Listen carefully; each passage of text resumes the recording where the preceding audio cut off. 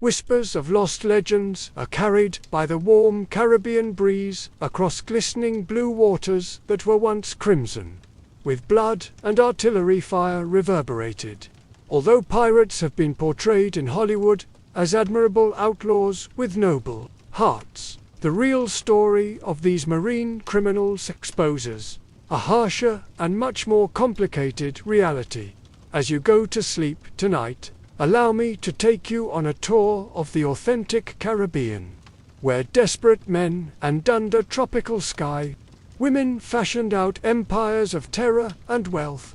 In 1650, the Caribbean archipelago is spread out like a Despacito on a never-ending sea. Galleons of Spanish treasure, loaded with Incan silver and Aztec gold, traverse these perilous seas by following ancient routes that have made kings unimaginably wealthy, but lurk in remote areas and hidden coshholds, a different kind of seafarer that observes and waits instead of being the lovable explorers Disney envisioned. These are seasoned criminals whose identities would send from Port Royal to Cartagena. It sends chills down the spines of honest seamen that the transformation of these tropical waters into history's most notorious pirate haven didn't happen overnight. It began with humble hunters on a forgotten island, men who never intended to become a terror of the Spanish Main. On Hispaniola, that large island now divided between Haiti and the Dominican Republic, groups of European castaways and deserters had learned to survive by hunting the wild pigs that roamed the interior forests. They built special wooden huts called bucans, where they smoked their meat, earning them the name Bucani. These rough men, weathered by sun and hardship, possessed skills that would prove invaluable in the wars to come. As tensions between European powers escalated, colonial governors began to see opportunity in these skilled hunters and their intimate knowledge of Caribbean waters. The governors of islands like Jamaica started issuing letters of marque, official documents that transformed common criminals into privateers, legally sanctioned pirates operating under the protection of their sponsoring nation.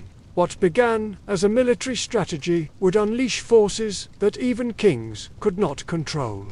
The Caribbean itself seemed designed by nature for piracy. Thousands of smaller lands dotted the region, each offering countless hidden bays and secret anchorages, where ships could disappear from pursuing naval vessels. The native populations, decimated by European diseases like smallpox and measles, had left these islands largely empty, creating perfect bases for criminal enterprises. Yellow fever and malaria stalked European naval crews unfamiliar with tropical diseases, while seasoned pirates had either developed immunity or accepted death as part of their profession.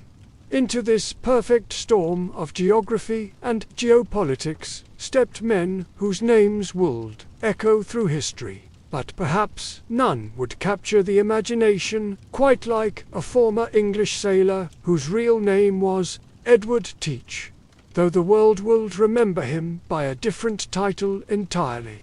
Blackbeard, as he came to be known, understood something fundamental about the psychology of terror that most pirates missed entirely.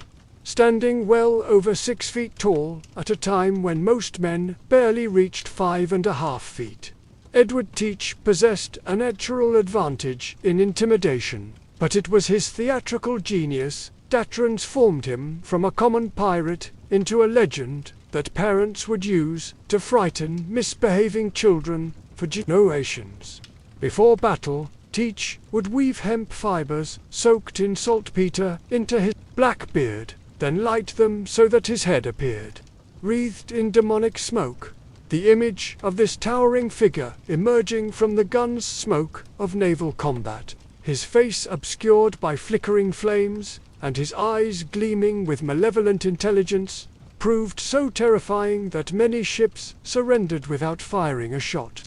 The irony of Blackbeard's fearsome reputation lay in a fact that historians would discover centuries later. Despite his terrifying appearance and bloodthirsty legend, Edward Teach had never actually killed a single person in battle before his final confrontation. His success came not from brutality, but from psychological warfare so effective that violence became unnecessary. When sailors saw those distinctive black sails on the horizon and caught sight of that smoking apparition on the quarterdeck, resistance simply melted away. Teach's flagship, Queen Anne's Revenge, represented the pinnacle. Afferrate, engineering, and intimidation. Originalia, French slave ship called La Concorde. Teach had captured and modified her into a floating fortress mounting 40 cannons and crewed by over 300 desperate men from across the Atlantic world. The ship's very appearance struck fear into merchant captains, her black hull decorated with carved skulls and her rigging hung with the tattered flags of defeated enemies. But Blackbeard's reign of terror could not last forever. Some governors who had once welcomed pirates as unofficial naval auxiliaries now found their creations had ground beyond control. Virginia Governor Alexander Spotswood, facing increasing pressure from London to restore order to colonial shipping lanes, placed a bounty of 100 on Teach's head, dead or alive. The sum represented a fortune to common sailor sand. It attracted the attention of Royal Navy Lieutenant Robert Maynard, a professional officer who understood that his career depended on eliminating the pirate threat. The final confrontation on November 22, 1718, in the shallow waters off Acreoke Island in North Carolina, Maynard had tracked Blackbeard to this remote anchorage. Gambling that the pirate's overconfidence would lead him to underestimate the determination of his pursuers. The battle that followed would mark not just the end of Edward Teach, but the beginning of the end for the golden age of Caribbean piracy. As dawn broke over the inlet, 2 sloops flying Royal Navy colors approached the anchorage where Queen Anne's Revenge lay at anchor. Blackbeard, awakening to find enemy vessels within cannon range, quickly realized he faced the most serious threat of his piratical career. But the man who had terrorized the Caribbean for years was not about to surrender without a fight that would enter maritime legend. The engagement began with a thunderous exchange of cannon fire that echoed across the water like rolling thunder. Blackbeard, despite being outgunned, used his superior knowledge of local waters to maneuver his ship into positions where the deeper draft Navy vessels couldn't follow. For hours, the 3 ships played a deadly game of cat and mouse among the shores and sandbars that dotted the inlet. But Lieutenant Maynard had anticipated a strategy. Rather than pursue the pirate ship into waters where his vessels might run ground, he ordered his men to wait patiently at the mouth of the inlet. Blackbeard, running low on ammunition and facing the prospect of being trapped in the anchorage, made the fateful decision to break out through the Navy blockade. What followed was perhaps the most savage hand-to-hand combat in the history of Caribbean piracy. As Queen Anne's Revenge attempted to ram past the Navy sloops, grappling hooks flew across the narrowing gap between ships. Pirates and sailors alike drew cutlasses and pistols as the vessels crashed together in a chaos of splintering wood and screaming men. Blackbeard himself led the boarding party that swarmed across the gap between ships, his massive frame cutting Navy resistance like a scythe through grain. Witnesses later reported that the pirate captain fought with the fury of a man possessed, wielding both cutlass and pistol with deadly effect. But even the most fearsome pirate could not withstand the combined assault of a dozen determined sailors. When the smoke finally cleared, Edward Teach lay dead on the blood-soaked deck. his body bearing 25 stab wounds and 5 gunshot wounds. Lieutenant Maynard, following the grisly customs of the age, ordered the pirate's head severed and hung from his ship's bowsprit as proof of Thekle. Blackbeard's headless body was thrown overboard, where local legend claimed it swam around the ship 3 times before finally sinking beneath the waves. The death of Blackbeard sent shock waves throughout the Caribbean pirate community. If the most feared pirate captain of Theage could be hunted down and killed, then no pirate was truly safe from the growing reach of royal justice. But the golden age of piracy was far from over, and other legends were already being born in the hidden coasts and secret harbors of the Spanish Main.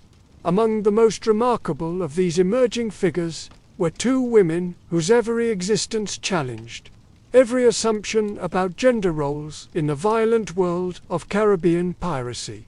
Anne Bonny and Mary Read would prove that courage, cunning, and ruthlessness were not exclusively masculine virtues, and their partnership would become one of the most celebrated and mysterious chapters in pirate history. And Bonny's path to piracy began in the taverns and brothel of Nassau, that lawless Bahamian port that had become the unofficial capital of Caribbean piracy. Born in Ireland, but raised in the American colonies, she possessed a fiery temperament that had already led to scandal and violence before she ever set foot on a pirate vessel. Her marriage to James Bonny, a small-time sailor and sometime pirate, had been tumultuous from the start, marked by jealousy, violence, and when Anne met John Rackham, known throughout the Caribbean as Calico Jack for his flamboyant dress and colorful personality, the attraction was immediate and explosive. Rackham represented everything that James Bonny was not: successful, charismatic, and dangerously attractive to a woman seeking adventure beyond the confines of colonial society. Their affairs scandalized even the notoriously permissive society of Nassau, where prostitutes and pirates mingled freely in taverns that never closed. But Anne Bonny's most significant relationship would prove Tobe with another woman, whose own journey to piracy was even more extraordinary.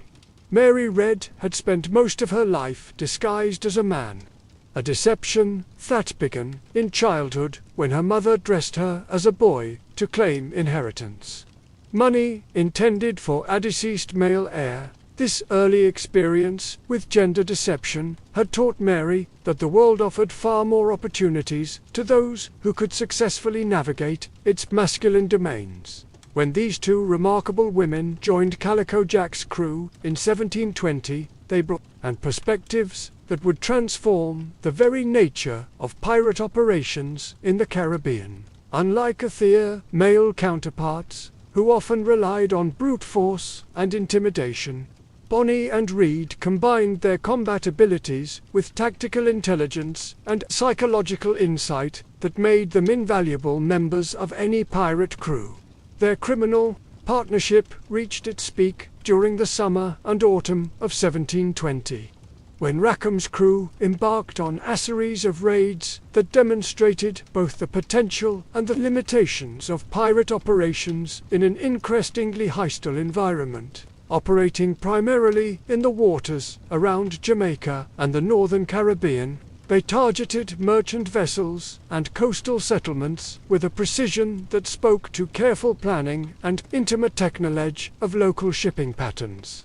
But the very success that made them famous also attracted the attention of featherities, who were becoming increasingly effective at hunting down pirates. The Royal Navy had expanded its Caribbean presence dramatically since Blackbeard's death, and colonial governors now possessed both the resources and the political will to eliminate piracy once and for all. The end came swiftly and dramatically on a moonless night in October 1720, when Captain Jonathan Barnett, commanding a heavily armed sloop commissioned by the governor of Jamaica, surprised Rackham's crew while they were anchored in a secluded bay. The pirates, many of them drunk on captured rum, were caught completely off guard by the sudden appearance of the government vessel. What followed was a battle that would become legendary, not for its duration or intensity, but for the stark contrast it revealed between the courage of the women pirates and the cowardice of their male companions. As Barnett's men swarmed aboard the pirate vessel, most of Rackham's crew fled below decks or cowered behind whatever cover they could find. Only Anne Bonny and Mary Red remained on deck, fighting desperately to repel the boarders with cutlass and pistol. Contemporary accounts describe a scene of almost surreal violence, with two women in men's clothing standing back to back against overwhelming odds, while their male crewmates abandoned them to face capture or death alone. Anne Barney, her red hair streaming behind her as she wielded her cutlass with deadly precision, shouted curses at the hidden men that would have made seasoned sailors blush. Mary Read, her disguise finally abandoned, fought with the cold efficiency of a professional soldier, her movements economical and lethal. But courage alone could not overcome superior numbers and firepower. Within minutes, both women were overwhelmed and captured, joining their male companions in the ship's hold, Aspersonas, bound for Jamaica, an almost certain execution. The golden age of Caribbean piracy was entering its final phase, and even the most legendary figures would soon discover that the world was changing in ways that made their way of life impossible to sustain. As our journey through these blood-soaked waters continues, we'll discover how a Welsh privateer named Henry Morgan built an empire of terror that made him both the most feared pirate in the Caribbean and eventually the Lieutenant Governor of Jamaica. We'll explore the democratic societies that pirates created aboard their ships, complete with written constitutions and elected leadership that wouldn't look out of place in a modern democracy. And we'll visit Port Royal, the wickedest city on earth, where pirates and prostitutes lived in luxury until divine judgment struck in the form of a catastrophic earthquake that swallowed most of the city beneath the waves. The real pirates of the Caribbean were neither the romantic heroes of Hollywood nor the one-dimensional villains of imperial propaganda. They were complex individuals navigating a brutal world where survival often depended on violence, cunning, and the ability to adapt to rapidly changing circumstances. Their stories reveal truths about human nature, power, and the clash between and wilderness that remain relevant today. So, let the gentle sound of Caribbean waves carry you towards sleep. But remember that these same waters on seachode with cannon fire and the dying screams of men and women whose names have been written in blood across the pages of history. The pirates of the Caribbean were real, and their legacy continues to shape our understanding of freedom, rebellion, and the price of pursuing dreams in a world that offers no guarantees except death and the eternal rhythm of the sea. The morning sun cast long shadows across the cobblestones of Spanish Town as Henry Morgan strode through streets lined with merchants hawking their wares and sailors stumbling from taverns that had never truly closed. But this was not the Henry Morgan of legend, the feared buccaneer whose very arm could empty Spanish ports from Cartagena to Veracruz. This was Sir Henry Morgan, newly knighted by King Charles himself and appointed Lieutenant Governor of Jamaica, a transformation so complete it defied belief. Morgan's journey from cattle hunter to colonial administrator represented the strange alchemy of Caribbean politics, where today's pirate could become tomorrow's governor if he possessed sufficient cunning and ruthlessness. Born in Wales around 1635, Morgan had arrived in the Caribbean as a young man seeking fortune in a world where traditional social hierarchies meant nothing, and success belonged to those bold enough to seize it. The transformation began in the smoking ruins of Portoello, that heavily fortified Spanish port on the Panamanian coast that guarded the treasure routes connecting the Pacific and Atlantic Oceans. In 1668, Morgan had led 400 buccaneers, an assault that demonstrated both his tactical genius and his complete disregard for conventional military while Spanish commanders expected any attack to come from the sea. Morgan landed his forces miles away and approached the fortress through dense jungle that military experts considered impossible. The battle for Portoello revealed Morgan's understanding of psychological warfare that rivaled even Blackbird's chichiacric genius. Rather than simply storm the fortress walls, he forced captured Spanish civilians to carry scaling ladders and approached the ramparts ahead of his men. The Spanish defenders, faced with the choice between firing on their own people or allowing the pirates to advance, hesitated long enough for Morgan's forces to overwhelm their positions. But it was the aftermath of victory thoroughly established Morgan's reputation for both brilliance and brutality, rather than simply looting the town and departing. He held the entire population hostage while demanding an enormous ransom from the Spanish colonial government. For weeks, his men occupied Porto while negotiations proceeded, during which time they systematically tortured prominent citizens to reveal the locations of hidden treasure. The wealth seized at Portoello exceeded anything previously captured by Caribbean pirates.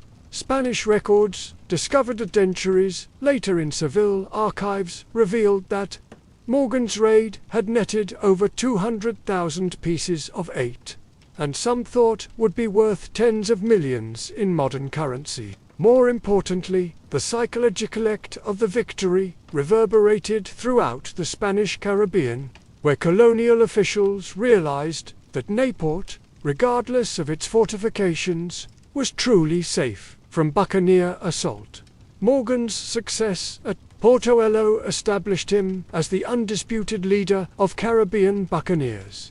But it also attracted the attention of more powerful forces. The English government, engaged in an increasingly complex diplomatic dance with Spain, found itself in the awkward position of simultaneously benefiting from Morgan's raids while officially condemning piracy. The solution was typically English, in its elegant hypocrisy. Morgan would be granted semi-official status as a privateer, operating under letters of marque that made his attacks legally defensible while providing the Crown with plausible denobi. The arrangement reached its pinnacle in 1671 with Morgan's most audacious enterprise, the assault on Panama City, the greatest Spanish stronghold on the Pacific coast, and the terminus of the treasure route that carried Peruvian silver across the Ismasto Caribbean ports. The expedition would require crossing 60 meters of some of the most hostile terrain in the Americas through jungles filled with poisonous snakes, disease-carrying insects, and indigenous peoples who had learned to hate all Europeans. With equal fervor, Morgan assembled a fleet of 37 vessels carrying nearly 2,000 men, the largest buccaneer force ever assembled in Caribbean waters. The multinational army included English deserters, French adventurers, Dutch merchants seeking profit, escaped African slaves, and indigenous Alieswo had their own reasons for wanting to see Spanish power broken. This diverse coalition represented the democratic ideals that would become central to pirate culture, where a man's worth was measured by his courage and skill rather than his birth or nationality. The crossing of the Panamanian Isthmus became an epic of endurance that tested even the hardiest buccaneers. Many former buccaneers found the transition to legal commerce impossibly restrictive. while others discovered that their accumulated wealth provided opportunities for social advancement that had been unimaginable during their criminal careers. The result was a colonial society unlike any other in the English Caribbean, where former pirates served as magistrates and church wardens, while their former victims became business partners. But the most significant challenge to Morgan's administration came not from within Jamaica, but from the changing international situation that made his balancing act increasingly difficult to maintain. The rise of French power in the Caribbean, combined with renewed Spanish military efficiency, created pressures that tested the limits of English colonial resources. The informal networks of former piratists that had once provided Jamaica's primary defense were no longer adequate to meet challenges of conventional warfare between European powers. The transformation of Henry Morgan from pirate to politician represented the broader evolution of Caribbean societies. The 17th century drew to a close. The age of individual adventurers seeking personal fortune through acts of piracy was giving way to a more systematic form of colonial exploitation based on plantation agriculture and slave labor. The very success of men like Morgan in accumulating wealth through piracy had created the capital necessary for investment in legitimate enterprises that promised more reliable, if less spectacular, returns. As Morgan aged and his health declined, he could look back on a career that had encompassed the entire spectrum of Caribbean colonial experience. He had begun as a common soldier seeking his fortune in a hostile environment, risen to become the most feared pirate in the Spanish Main, and concluded his career as a respected colonial administrator whose policies had helped transform Jamaica into one of England's most valuable Caribbean possessions. But the world that had made Morgan's extraordinary career possible was rapidly disappearing. The informal networks of buccaneers and privateers that had dominated Caribbean warfare for half a century were being replaced by professional navies and regular armies that operated according to European military conventions. The democratic traditions that had flourished aboard pirate ships were giving way to more hierarchical forms of colonial governance based on plantation society and slave labor. The legacy of Henry Morgan and his generation of buccaneers would endure in the institutions they had helped create and the precedents they had established for English colonial expansion. But the golden age of Caribbean piracy was entering its final phase, and new forms of maritime criminality were emerging that would test the limits of colonial authority in ways that even Morgan could not have anticipated. As we continue our journey through Thestrabald waters, we'll discover how the democratic traditions that flourished aboard pirate ships created some of the most progressive societies of their age, complete with written constitutions that rights unheard of in contemporary European kingdoms. We'll explore the rise and fall of Nassau, the pirate republic that challenged the authority of Europeans and offered a glimpse of what Caribbean society might have become under different circumstances. But the most remarkable aspect of pirate society was not their capacity for violence, but their development of democratic institutions that would not look out of place in a modern republic. Aboard pirate vessels throughout the Caribbean, crews operated according to written constitutions, called Articles of Agreement, that guaranteed rights and freedoms unknown in the monarchical societies from which most pirates had filled. These pirate codes, far from being crude sets of rules governing criminal behavior, represented sophisticated attempts to create just societies based on principles of equality and shared governance. The articles, drafted by Bartholomew Roberts, perhaps the most successful pirate captain of the Golden Age, established democratic procedures that European philosophers could only dream about. Every crew member possessed an equal vote in matters of importance. from selecting targets for attack to choosing new captains when leadership positions became vacant. The economic arrangements aboard pirate ships challenged every assumption about property and wealth distribution that dominated European society. Unlike merchant vessels, where common sailors received fixed wages regardless of their voyage's success, pirate crews shared captured wealth according to predetermined formulas that recognize actormen's contribution to the enterprise. Captains and officers received larger shares, but the difference was modest compared to the vast inequalities that characterize legitimate merit. Roberts's code included provisions that seem remarkably progressive, even by contemporary standards. Wounded pirates received compensation from the Common Fund, creating perhaps the world's first systematic disability insurance program.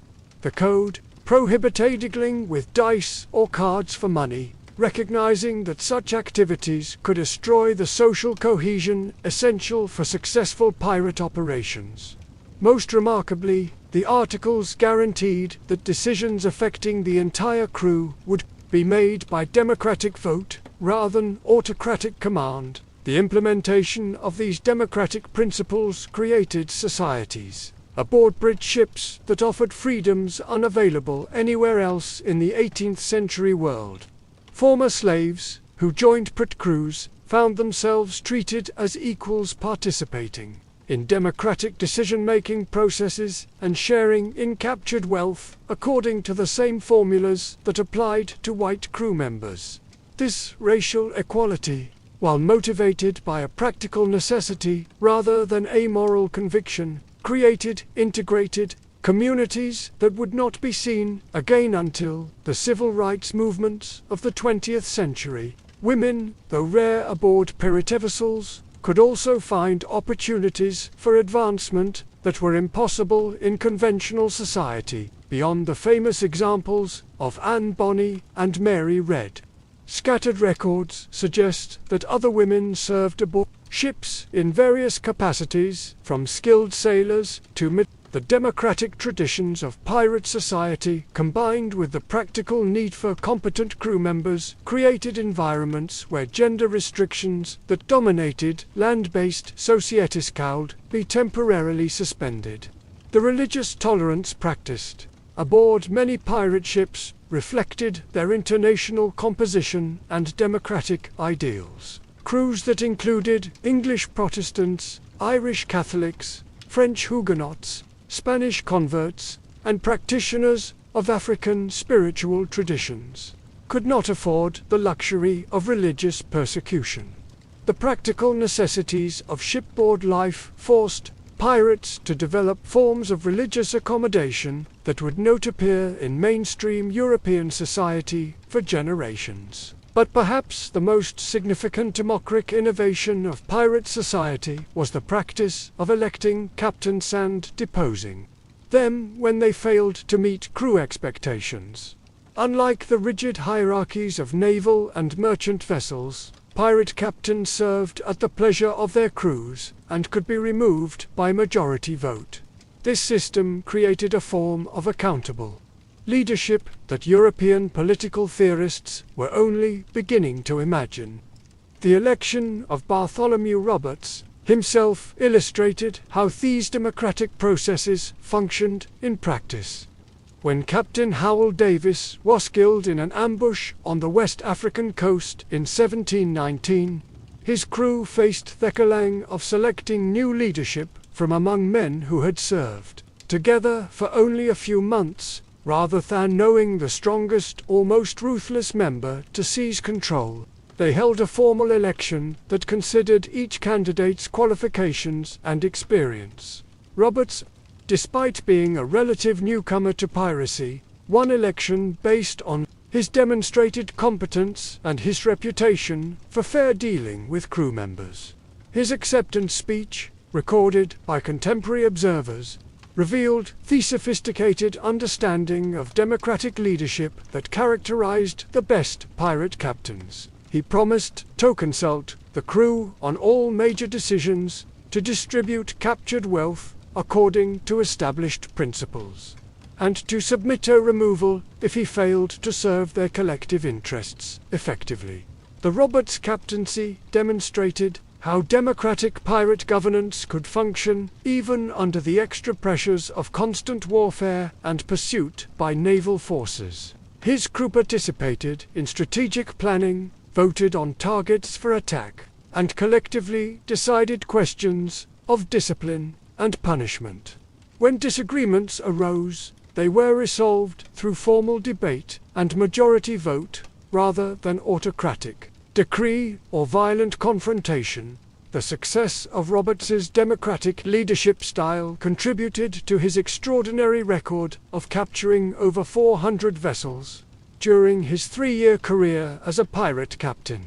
His crews fought with exceptional determination, because they understood that victory would bring shared rewards, while defeat meant collective destruction. The democratic bonds that united Roberts' followers created military effectiveness that surpassed anything achieved by conventional naval forces operating under traditional hierarchical calcumed structures. But the democratic traditions of pirate society extended beyond individual ships to encompass entire communities of maritime criminals. Nassau, the Bohemian port that served as unofficial capital of Caribbean piracy during the early 18th century, operated according to principles of collective self-governance that challenged the authority of European colonial empires. Located on New Providence Island in the Bahamas, Nassau possessed natural advantages that made it nearly ideal as a pirate base. The harbor could accommodate large numbers of vessels while remaining hidden from casual observation by passing ships. Shallow waters surrounding the island prevented heavily armed naval vessels from approaching closely, while numerous channels and inlets provided escape routes when government forces did appear. More importantly, Nassau's isolation from effective colonial authority created a power vacuum that pirates filled with their own forms of, beginning around 1706, when a Franco-Spanish assault devastated the legitimate colonial government. Nassau became a self-governing republic where pirates created institutions based on the democratic traditions they had developed aboard their ships. The governance structure that emerged in Nassau represented a fascinating experiment in direct democracy that operated without formal constitution or legal framework. Major decisions affecting the community were made in public assemblies, where any pirate in good standing could participate. These gatherings, held in taverns and on the beach, addressed questions ranging from the allocation of harbor space to the organization of collective defense against government attempts to the economic system that developed in Nassau reflected the egalitarian principle that governed pirate ships. Rather than allowing successful captains to accumulate vast personal wealth while their followers remained poor, the community maintained institutions that redistributed resources and provided support for pirates between voyages. Tavern keepers, merchants, and craftsmen who served the pirate community were expected to offer fair prices and on stealing, with violations subject to collective punishment. The social life of Nassau created a unique Caribbean community where traditional hierarchies based on birth, race, and nationality were temporarily suspended in favor of more meritocratic arrangements. Former slaves who had joined pirate crews found themselves welcomed as equals in Nassau's taverns and brothel. European deserters from various national backgrounds mingled freely with colonial-born pirates and indigenous peoples who had allied themselves with the maritime criminals. Women played more prominent roles in Nassau society than would have been possible in conventional colonial. Beyond the famous female pirates, numerous women operated businesses, managed households, and participated in the social networks that held the community together. The absence of traditional legal authority meant that women could accumulate property and exercise influence in ways that colonial law typically prevented. The religious life of Nassau reflected tolerance and accommodation that characterized pirate society generally. The community included practitioners of various Christian denominations, African spiritual traditions, and syncretic belief systems that had emerged from the mixing of different cultural influences. Without established religious authority, Nassau's inhabitants developed forms of spiritual practice that emphasized personal faith rather than institutional doctrine. But Nassau's most remarkably achievement was its success in maintaining independence from European colonial authority for over a decade. Despite repeated attempts by British, Spanish, and French forces to establish control over the community, the pirates successfully resisted outside interference through a combination of military preparedness, diplomatic skill, and exploitation of conflicts between European powers. The defense of Nassau relied on the semi-democratic principles that governed pirate ships. When government forces threatened the community, captains and crews voted on collective response strategies rather than following orders from self-appointed leaders. This democratic approach to military planning created flexible and innovative tactics that confounded conventional military commanders trained in European warfare traditions. The diplomatic activities of Nassau demonstrated sophisticated understanding of international politics that belied stereotypes about pirate ignorance and barbarism. Pirate leaders maintained correspondence with colonial governors, European merchants, and even royal officials, presenting their community as a legitimate alternative to conventional colonial governance rather than mere criminal enterprise. These diplomatic efforts succeeded in part because Nassau's pirates provided services that conventional colonial authorities could not match. Their intimate knowledge of Caribbean waters made them valuable allies for merchants seeking to avoid official trade restrictions. Their military capabilities could be hired by colonial governments facing external threats. Most importantly, their willingness to attack the shipping of any nation created a form of maritime balance of power that smaller colonial settlements found useful.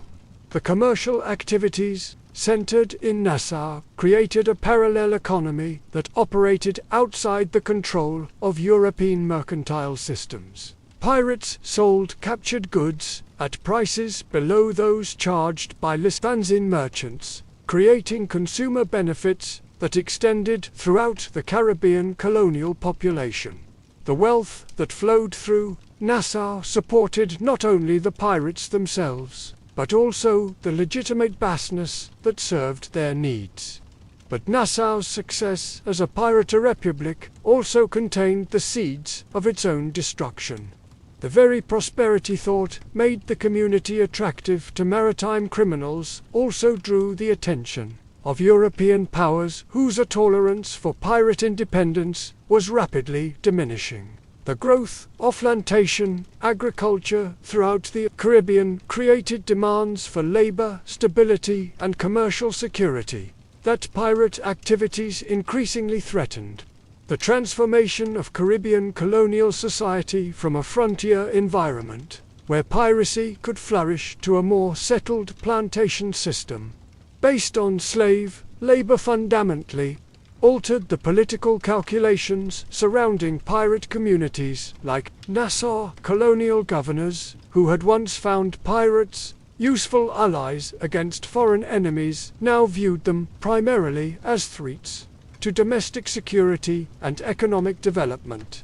The appointment of Woodes Rogers as Royal Governor of the Bahamas in 1718 marked the beginning of the end for Nassau, a Swann, independent pirate republic. Rogers arrived with both military force sufficient to crush pirate resistance and royal pardons, generous enough to encourage voluntary surrender.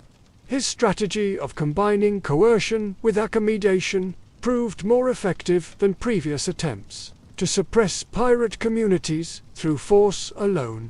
Thepidans offered by Rogers created deep divisions within Nassau's pirate community between those willing to accept legitimate alternatives and those determined to continue criminal activities. The democratic traditions that had united pirates in opposition to external authority now worked against community solidarity. As crews voted on whether to accept government terms or continue resistance, the debates that took place in Nassau's taverns and assembly areas during 1718 revealed the fundamental tensions inherent in trying to maintain democratic pirate communities within an increasingly hostile international environment. Older pirates who had accumulated fictine wealth to retire comfortably supported accepting pardons and transitioning to legitimate occupations. Younger pirates with fewer resources and less experience of conventional society favored continued resistance. The ultimate dissolution of Nassau as a pirate republic occurred not through military conquest, but through the gradual departure of pirates who chose individual survival over collective resistance.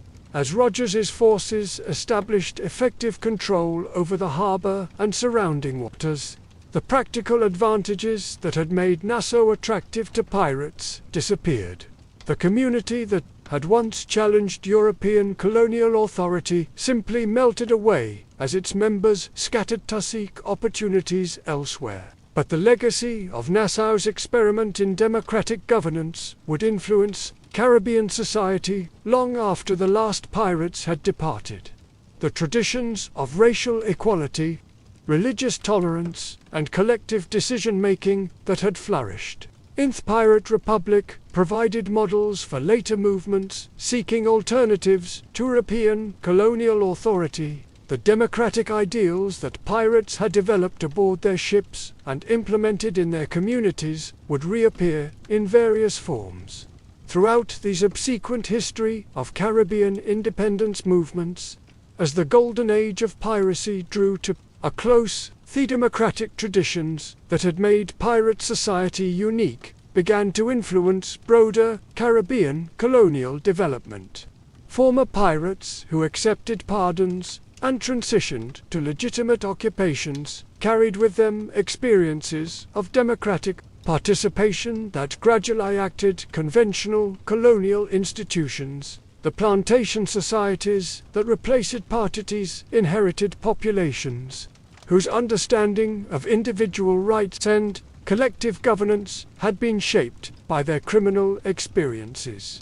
The story of Nassau and similar pirate communities throughout the Caribbean revealed possibilities for social organization that challenged fundamental assumptions about authority, property, and citizenship that dominated European colonial thinking.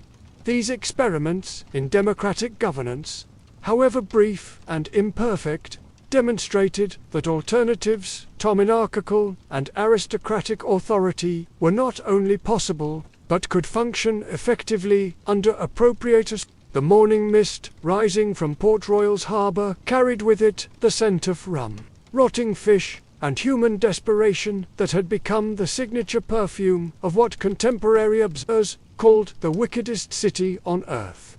By 1660, this Jamaican port had transformed itself into something unprecedented in the colonial world. A city where pirates and prostitutes ruled the streets, where Spanish gold flowed like water through taverns that never closed, and where the normal rules of civilized society had been suspended in favor of a more primitive but honest form of human interaction. Port Royal's transformation from a modest fishing village into the Caribbean's most notorious den of iniquity had occurred with breathtaking speed. The English conquest of Jamaica in 1655 had created a strategic problem that conventional military thinking could not solve: how to defend a large island with limited resources against Spanish attempts at reconquest. The solution proposed by Governor Edward Doy was as brilliant as it was morally questionable. Invites the pirates to make Port Royal their home. The invitation extended to the Brethren of the Coast represented a calculated gamble that would reshape Caribbean colonial society in ways that no one could have anticipated. These pirates, many of them former cattle hunters from Hispaniola, who had been driven from their homes by Spanish military action, possessed intimate knowledge of Caribbean waters and an implacable hatred of Spanish authority that made them ideal allies for English colonial interests. The arrival of the Brethren transformed Port Royal almost overnight from a sleepy colonial outpost into a boom town that attracted adventurers, criminals, and fortune seekers from across the Atlantic world. Spanish gold captured in pirate raids flowed through the city's streets like a golden river, funding construction projects that created one of the most impressive urban environments in the colonial Caribbean. By the 1670s, Port Royal boasted amenities that rivaled those of London. Amsterdam, the city's merchants, grown wealthy from trading in pirate plunder, constructed lot houses that showcased their prosperity to visitors from across the colonial world. Churches competed with taverns for architectural prominence, creating a skyline that reflected the complex moral tensions inherent in a society built on organized crime. The social structure of thought emerged in Port Royal, challenged every assumption about colonial hierarchy and racial relations that dominated European thinking about Caribbean society. Former slaves who had joined pirate crews found themselves welcomed in taverns where Spanish grandees would have been deserters. European deserters from various national backgrounds conducted business with indigenous allies and African merchants in an atmosphere of rough equality that scandalized officials. Women enjoyed freedoms in Port Royal that were unimaginable in conventional colonial society. The absence of traditional legal authority, combined with the practical needs of a community serving transient populations of sailors and pirates, created opportunities for female entrepreneurs who operated businesses ranging from legitimate boarding houses to more questionable establishments catering to maritime visitors. The economic system that developed in Port Royal represented a form of free market capitalism that operated without the regulations and restrictions that characterized European market. Pirates sold captured goods at whatever prices the market would bear, creating consumer benefits that extended throughout the Jamaican colonial population. Merchants competed freely for customers without guild restrictions or government interference, resulting in commercial innovation that impressed even critics of the city's moral climate. Religious life in Port Royal reflected the tolerance and accommodation that characterized pirate society generally. The city's supporters, representing various Christian denominations, while also tolerating practitioners of African spiritual traditions and syncretic belief systems that had emerged from cultural mixing without established religious authority. To enforce orthodoxy, Port Royal's inhabitants developed forms of spiritual practice that emphasized personal faith rather than institutional doctrine. The tavern culture that dominated Port Royal social life created unique forms of democratic participation that extended far beyond the pirate ships where such traditions had originated. Decisions affecting the broader community were often debated in public houses, where any resident could participate, regardless of their social status or national origin. These informal assemblies addressed questions ranging from harbor regulations to collective defense against external threats. The most remarkable aspect of Port Royal's tavern culture was its capacity to transform potential conflicts between different ethnic and national groups into collaborative relationships based on shared economic interests. Spanish deserters drank alongside English pirates who had recently attacked their former compatriots' shipping, French buccaneers shared tables with Dutch merchants whose governments were officially at war with France. The common pursuit of profit created bonds that transcended traditional political loyalties, but perhaps the most extraordinary feature of Port Royal society was its development of informal insurance systems that provided security for residents whose livelihoods depended on inherently dangerous maritime activities. Pirate crews contributed to common funds that supported disabled members and the families of those killed in action. Merchants pooled resources to compensate Calais, whose warehouses were destroyed by fire or hurricane. These mutual aid societies represented sophisticated attempts to manage risk in an environment where conventional insurance was unavailable. The medical facilities that developed in Port Royal demonstrated the city's capacity for innovation in addressing the practical challenges of frontier life. Physicians who served pirate crews had developed expertise in treating gunshot wounds, tropical diseases, and the various injuries that resulted from maritime violence. Their knowledge, combined with medical traditions brought by practitioners from Africa and indigenous communities, created healing systems that were more effective than anything available in conventional colonial settlements. The educational opportunities available in Port Royal, while informal, provided learning experiences that were impossible to obtain elsewhere in the colonial world.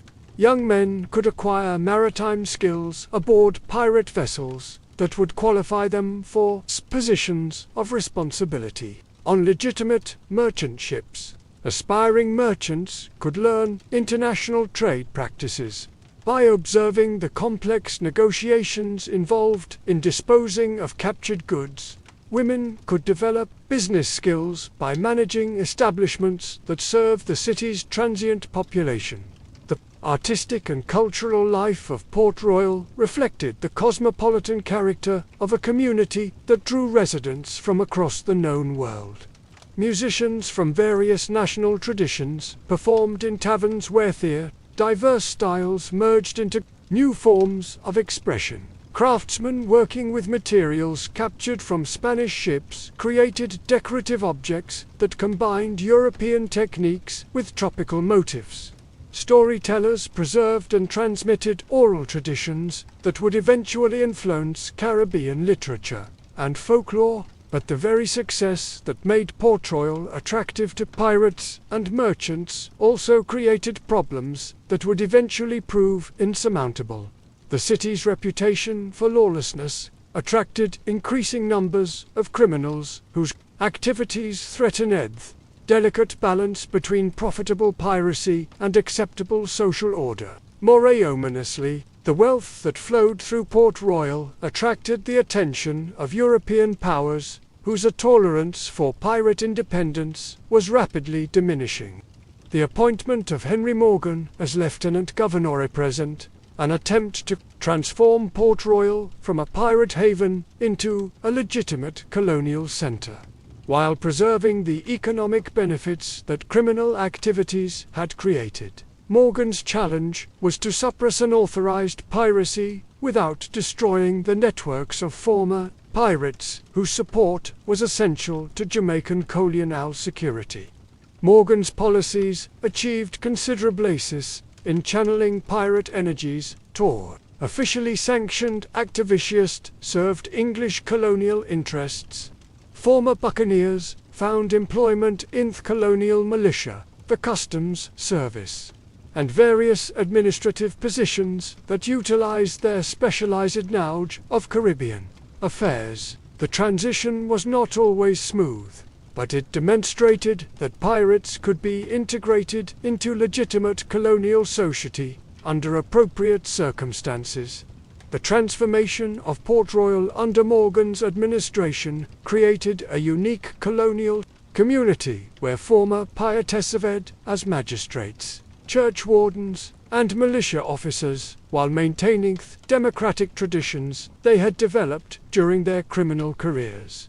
This hybrid society combined the efficiency of pirate organization, with stability of conventional colonial administration in ways that impacted visiting officials from other Caribbean settlements, but the demographic changes that accompanied Port Royal's transition from pirate haven to legitimate colonial center also altered the social dynamics that had made the city unique. The arrival of conventional colonial families, complete with traditional expectations about social hierarchy and racial relations, created tensions with the egalitarian traditions that had characterized piracy. The economic transformation proved equally complex, as pirate raids became less frequent and eventually ceased entirely. Port Royal's merchants were forced to develop alternative sources of income that could replace the steady flow of Spanish gold that had funded the city's prosperity. The transition to legitimate commerce required new relationships with suppliers and customers who operated according to conventional business practices rather than the flexible arrangements that had characterized the pirate economy. The religious changes that accompanied Port Royal's transformation reflected broader shifts in Caribbean colonial society as plantation agriculture replaced piracy as the primary economic activity. The tolerant religious atmosphere that had characterized the pirate era gave way to more conventional arrangements, where established churches received official support while alternative spiritual practices faced increasing. The architectural evolution of Port Royal during this transition period revolved the tensions inherent in trying to maintain pirate traditions within an increasingly conventional colonial framework.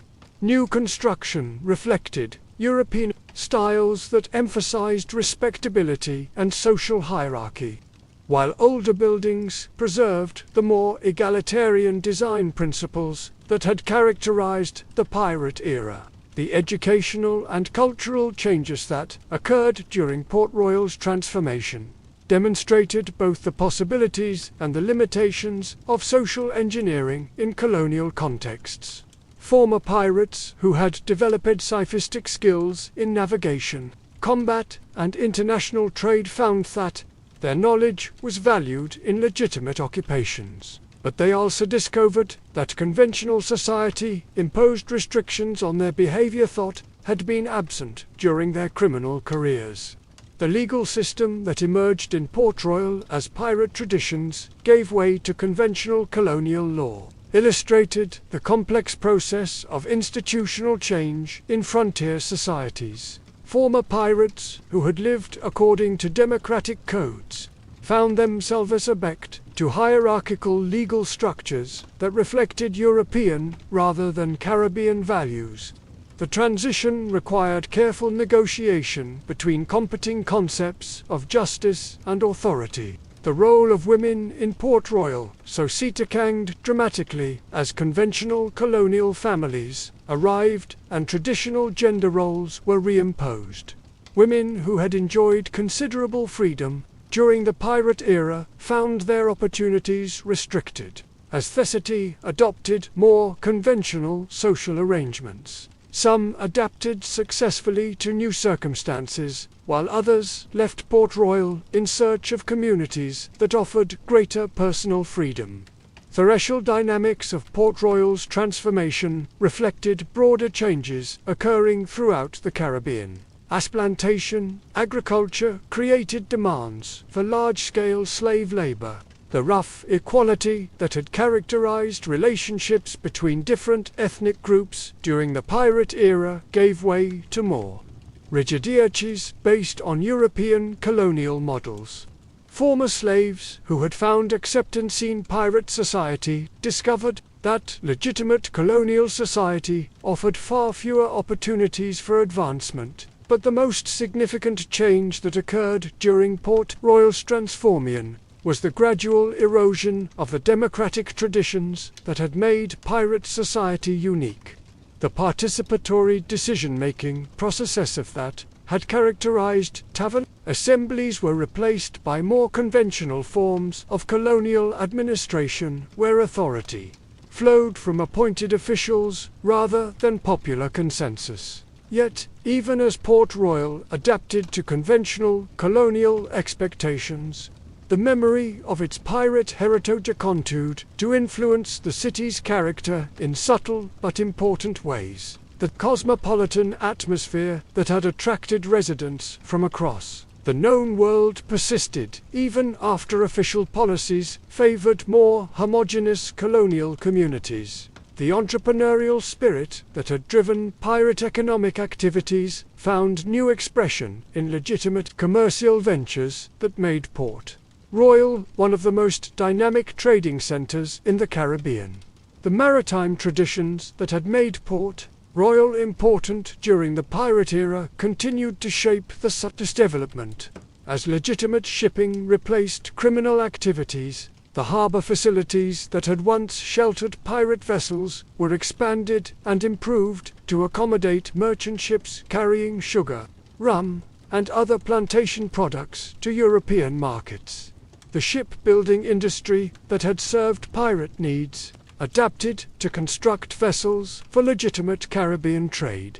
As the 17th century drew to a close, Port Royal had successfully transformed it from the wickedest city on earth into a respectable colonial centre that retained enough of its adventurous character to attract visitors and merchants from across the Atlantic world. The transformation demonstrated that criminal communities could evolve into legitimate societies under appropriate leadership and circumstances. But the forces that had enabled Port Royal's transformation were also creating conditions that would ultimately threaten the city's existence. The wealth that flowed through the city as a result of its strategic location and commercial importance attracted not only legitimate merchants, but also the attention of divine powers that some believed had been offended by the city's sinful past. The earthquake that would devastate Port Royal on June 7, 1692, was interpreted by many contemporary observers as divine judgment against a community that had built its prosperity on organized crime. Whether viewed as natural disaster or supernatural intervention, the earthquake would mark the end of Port Royal's golden age and the beginning of a new chapter in Caribbean colonialism. The morning of June 7, 1692, dawned clear and calm over Port Royal, with no indication that this day would become one of the most catastrophic in Caribbean colonial history. Merchants opened their shops as usual, preparing for another day of profitable trading in the goods that flowed through the city's busy harbour. Tavern keepers who had served customers throughout the night prepared for the midday rush that brought sailors and traders seeking refreshment and entertainment. At 20 minutes before noon, as church bells throughout the city prepared to mark the approaching hour, the earth beneath Port Royal began to tremble with a violence that defied human comprehension. The first shock lasted only moments, but it was followed by a second tremor so powerful that buildings throughout the city began to collapse into the streets. Before terrified residents could comprehend what was happening, a third shock struck, with such force that entire sections of the city slid into the harbour, carrying with them the accumulated wealth and memories of 3 decades of pirate prosperity. The geological violence that destroyed Port Royal in a matter of minutes represented more than natural disaster. It symbolized the end of an era in Caribbean history when individual adventurers could carve out empires through courage, cunning, and complete disregard for conventional authority. The city that had defied European colonial expectations for over 30 years disappeared beneath the waves as if the sea itself was reclaiming territory that had been stolen from its rightful dominion. Contemporary accounts of the disaster written by survivors who escaped the destruction describe scenes of almost biblical devastation that seemed to confirm the worst predictions of religious authorities who had long condemned Port Royal's sinful reputation. Entire streets vanished beneath the waves, carrying with them the taverns, brothel, and counting houses where pirates had converted their stolen Spanish gold into legitimate colonial prosperity. The human cost of the earthquake was staggering, even by the violent standards of Caribbean colonial society. An estimated 2,000 people died in the initial collapse, while thousands more perished in the days that followed from injuries, disease, and exposure. The survivors, many of them stripped of everything they owned, faced the challenge of rebuilding their lives in a world where the foundations of their prosperity had literally disappeared beneath their feet. But perhaps the most significant casualty of the Port Royal earthquake was the unique social experiment that had made the city famous throughout the colonial world. The democratic traditions, racial equality, and religious tolerance that had characterized pirate society could not be reconstructed from the ruins of collapsed buildings. The disaster marked not just the end of a city, but the conclusion of the most remarkable attempt at creating an alternative form of colonial society in the history of European expansion. As news of Port Royal's destruction spread throughout the Caribbean and across the Atlantic to European capitals, it was interpreted as divine confirmation that the age of heresy was drawing to a close. Religious authorities proclaimed the earthquake as evidence of God's displeasure with societies that tolerated criminal behavior, while political leaders pointed to the disaster as proof that unconventional colonial arrangements were ultimately unsustainable. The survivors who remained in Jamaica, the earthquake, faced the task of creating new lives within the more conventional colonial framework that was rapidly replacing the freewheeling pirate society of earlier decades. Some adapted successfully to change circumstances using skills acquired during the pirate era to establish legitimate businesses within the emerging plantation economy. Others found the transition impossible and departed for frontier regions where the old ways might still find acceptance.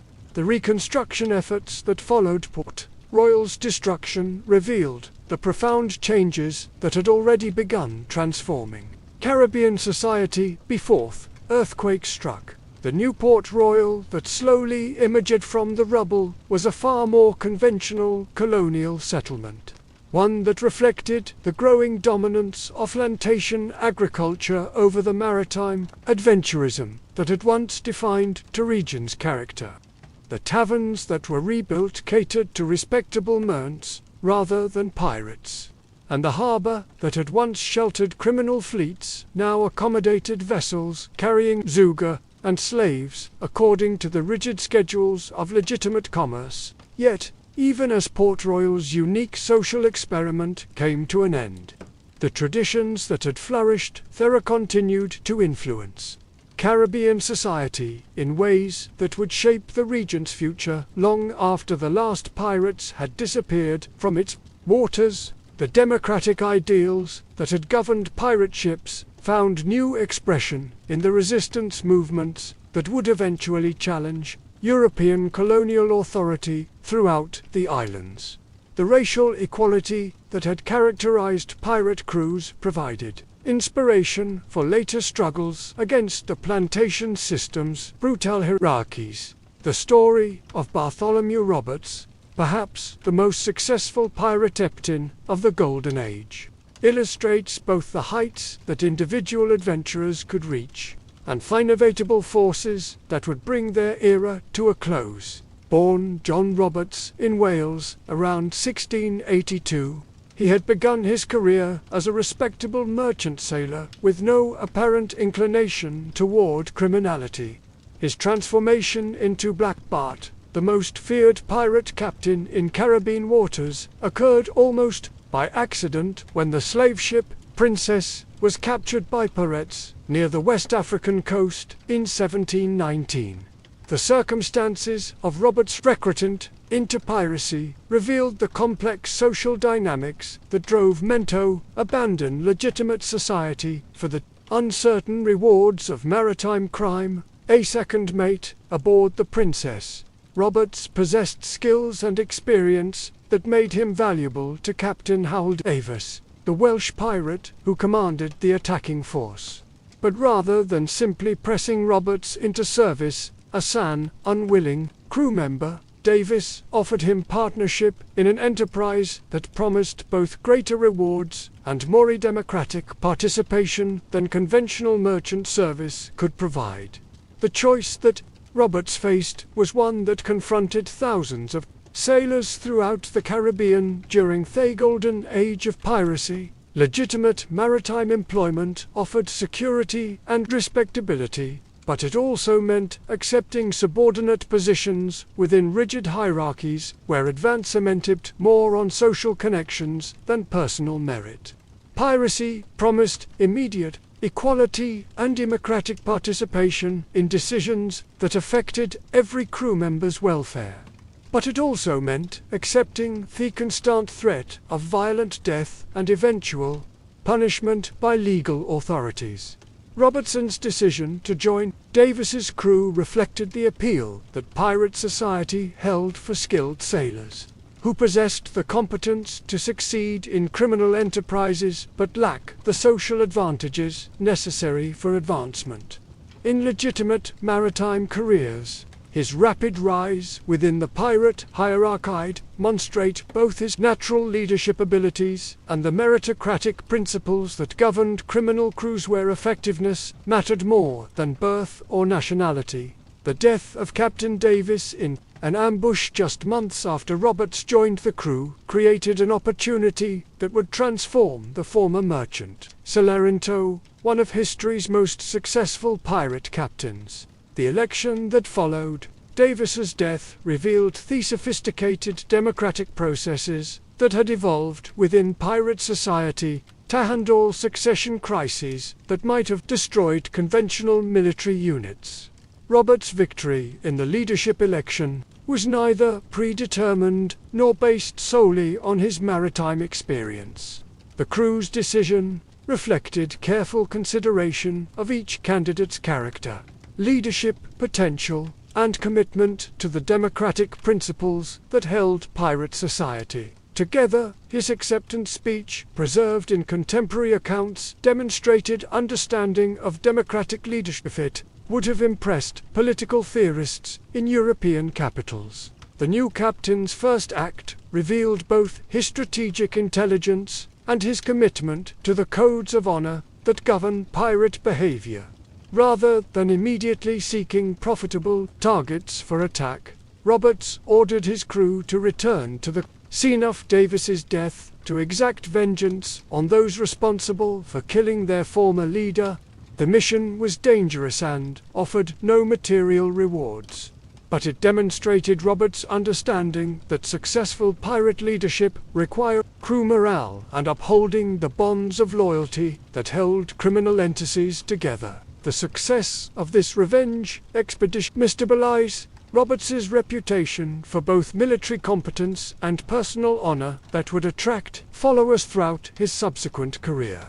Pirates from across the Caribbean sought to join his crew, recognizing that service under Roberts offered better prospects for both survival and prosperity than could be found with less capable captains. The democratic traditions that governed his ships created working environments where skilled sailors could advance based on merit rather than favoritism. Roberts' approach to piracy differed significantly from the theatrical methods employed by contemporaries like Blackbeard, where other captains relied on intimidation and psychological warfare. Roberts emphasized military efficiency and strategic planning that made his attacks devastatingly effective. His crews operated with discipline that rivaled professional naval forces, but they maintained the democratic artisan and shared rewards that distinguished pirate society from conventional maritime hierarchies.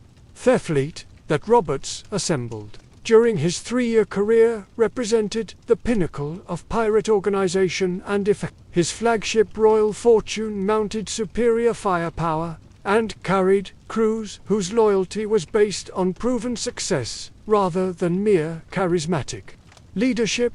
The smaller vessels that accompanied the flagship operated according to coordinated battle plans that demonstrated sophisticated understanding naval tactics. But Robert's greatest innovation was his development of systematic methods for identifying and attacking the most profitable targets while avoiding unnecessary confrontations with well-armored opponents. His crews gathered intelligence about shipping movements, cargo values, and defensive capabilities that enabled them to strike with precision against vessels carrying maximum wealth while minimizing their own casualties. The raid that established Roberts as the most successful pirate of his generation involved a Brazilian treasure fleet that Spanish authorities had considered virtually invulnerable to attack. The convoy consisted of 42 vessels, escorted by 2 heavily armed warships, a force that conventional military wisdom regarded as too powerful for pirate assault. Robert's solution demonstrated the tactical innovation that made him legendary among both pirates and their opponents. Rather than attempting a direct attack against overwhelming odds, Roberts disguised his flagship as a Portuguese merchant vessel and sailed boldly into the middle of the convoy during daylight. His crew, hidden below decks until the crucial moment, emerged simultaneously to overwhelm the treasure ship's defenders before the escort vessels could respond effectively. The audacious maneuver captured wealth exceeding anything previously seized by Caribbean pirates while demonstrating tactic brilliance that impressed even enemy commanders. The treasure captured in this single raid included gold and silver worth over 2 million pieces of eight, an amount that would be valued in hundreds of millions in contemporary currency. More importantly, the psychological effect of the success reverberated throughout the Atlantic maritime community, establishing Roberts as a figure whose reputation transcended the usual boundaries between criminal and military achievements. But Roberts' success also attracted the concentrated attention of European naval forces that were becoming increasingly effective at hunting down pirate vessels. The same systematic approach that made his raids so profitable also created patterns fate-experienced naval commanders could analyze and exploit. The Royal Navy captain, Chalina Ogle, assigned specifically to eliminate Roberts' threat to British shipping, studied separate captains' methods with professional thoroughness that gradually closed the net around his quarry. The final confrontation between Roberts and Ogle represented the collision between 2 different approaches to maritime warfare that symbolized the broader conflict between pirate independence and imperial authority. Roberts commanded crews whose loyalty was based on democratic participation and shared success, while Ogle led professional sailors whose effectiveness derived from rigid discipline and hierarchical command structures. The battle that sealed Roberts' fate occurred off the West African coast on February 10, 1722, when Ogle's HMS Swallow encountered the Royal Fortune at close range.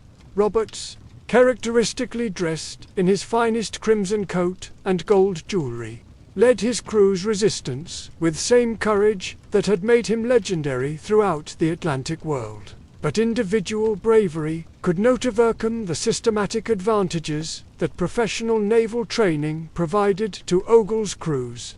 The grape shot that killed Roberts also marked the symbolic end of the golden age of Caribbean piracy.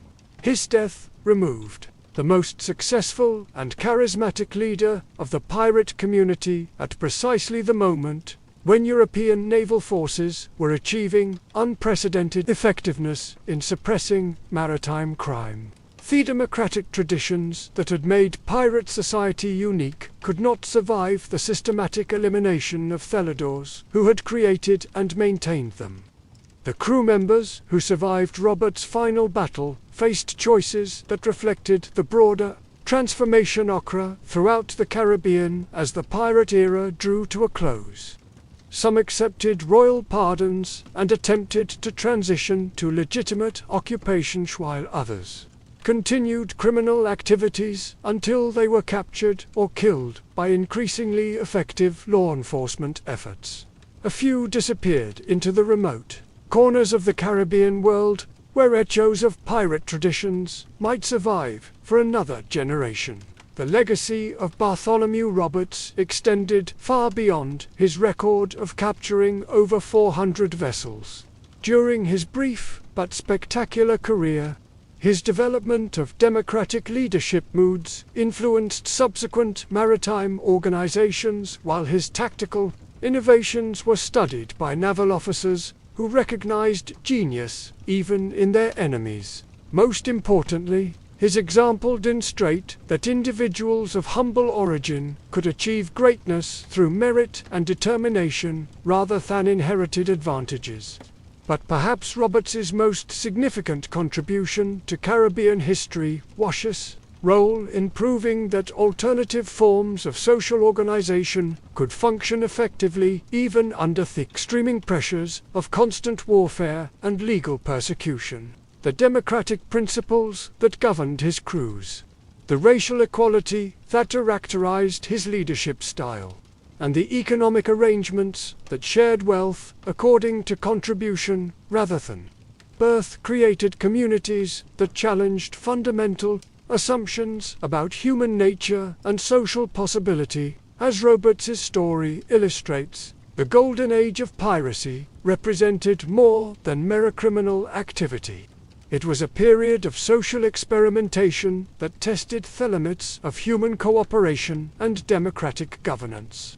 Under conditions that conventional society could bear, the pirates who followed leaders like Roberts were not simply criminals seeking easy wealth, but participants in communities that offered freedoms and opportunities unavailable anywhere else in the 18th century world. The transformation of Caribbean society that followed the suppression of piracy created new forms of oppression that would prove far more systematic and enduring than anything the pirates had inflicted on their victims. The plantation system that replaced pirate communities was based on racial hierarchies and economic exploitation that violated every democratic principle that had flourished aboard pirate vessels. The irony was not lost on the former pirates, who found themselves living under conditions that were less free than those they had known during their criminal careers. Yet the memory of pirate democracy too influenced Caribbean political development long after the last pirate flags had been hauled down. The independence movements that would eventually challenge European colonial authority drew inspiration from the egalitarian traditions that had briefly flourished in places like Nassau and Port Royal. The democratic ideals that pirates had developed aboard their ships provided models for later attempts to create just societies based on principles of equality and shared governance. The medical and technological innovations that emerged from pirate society also left lasting legacies that influenced subsequent Caribbean development. The surgical techniques developed by pirate physicians, the navigational methods perfected by pirate navigators, and the ship design improvements created by piratey carpenters were adopted by legitimate maritime industries that benefited from innovations born of criminal necessity. The linguistic and cultural influences of pirate society proved equally enduring. The Creole languages that developed in pirate communities, blending elements from European, African, and indigenous sources, provided foundations for the distinctive Caribbean dialects that would emerge during the plantation period. The musical traditions, storytelling methods, and artistic styles that flourished in pirate ports influenced cultural development throughout the region. But perhaps the most important legacy of the golden age of piracy was its demonstration that ordinary people are passive the capacity for self-governance and democratic participation that European political theory typically denied them. The sailors, slaves, and social outcasts who created pirate society proved that complex political and economic organizations could function effectively without the hierarchical structures that dominated conventional European thinking about governance and authority. Their religious tolerance that characterized pirate communities also provided models for later attempts to create pluralistic cities in the Caribbean. The ability of pirate crews to accommodate practitioners of different faiths while maintaining social cohesion offered alternatives to the religious persecution that dominated European colonial policies. These examples of successful religious accommodation would influence later independence movements that sought to create nations capable of embracing diverse populations. As the 18th century progressed and the last remnants of organized piracy disappeared from Caribbean waters, Caribbean entered a new phase of development dominated by plantation, agriculture, and slave labor. The democratic traditions that had flourished during the pirate era were suppressed but not entirely eliminated, surviving in folk traditions, oral histories, and the collective memory of communities that had experienced alternatives to European colonial authority. The transformation was neither complete nor irreversible. Throughout the plantation period, rebellions and resistance movements drew inspiration from the egalitarian ideals thought had briefly flourished during the golden age of piracy. Former pirates and their descendants played important roles in these resistance efforts, bringing with them knowledge of democratization and military tactics that proved valuable in challenging colonial authority. The economic principles that had governed pirate society also continue to influence Caribbean development in subtle but important ways.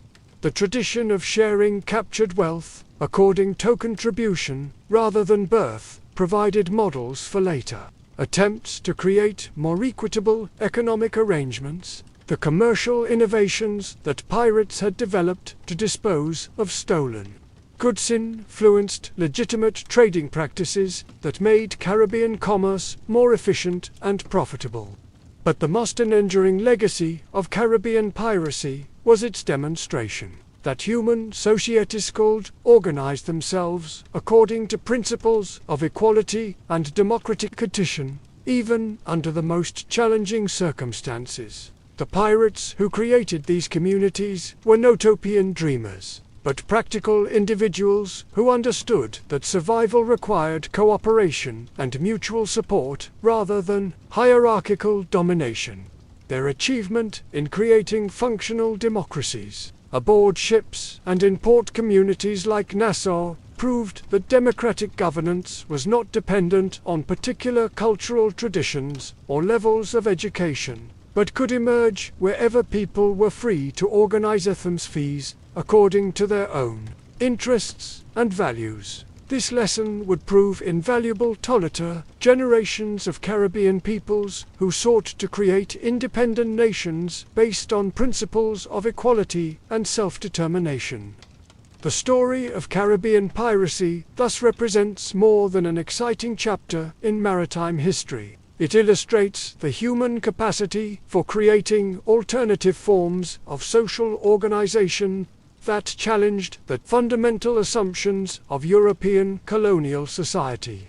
The pirates who terrorized Spanish shipping lanes were also pioneers in democratic governance whose experiments in reality and self-rule would influence political development throughout the Atlantic world. As we continue our journey through these historically rich waters, we approach the final transformation that would bring the golden age of piracy to its definitive close.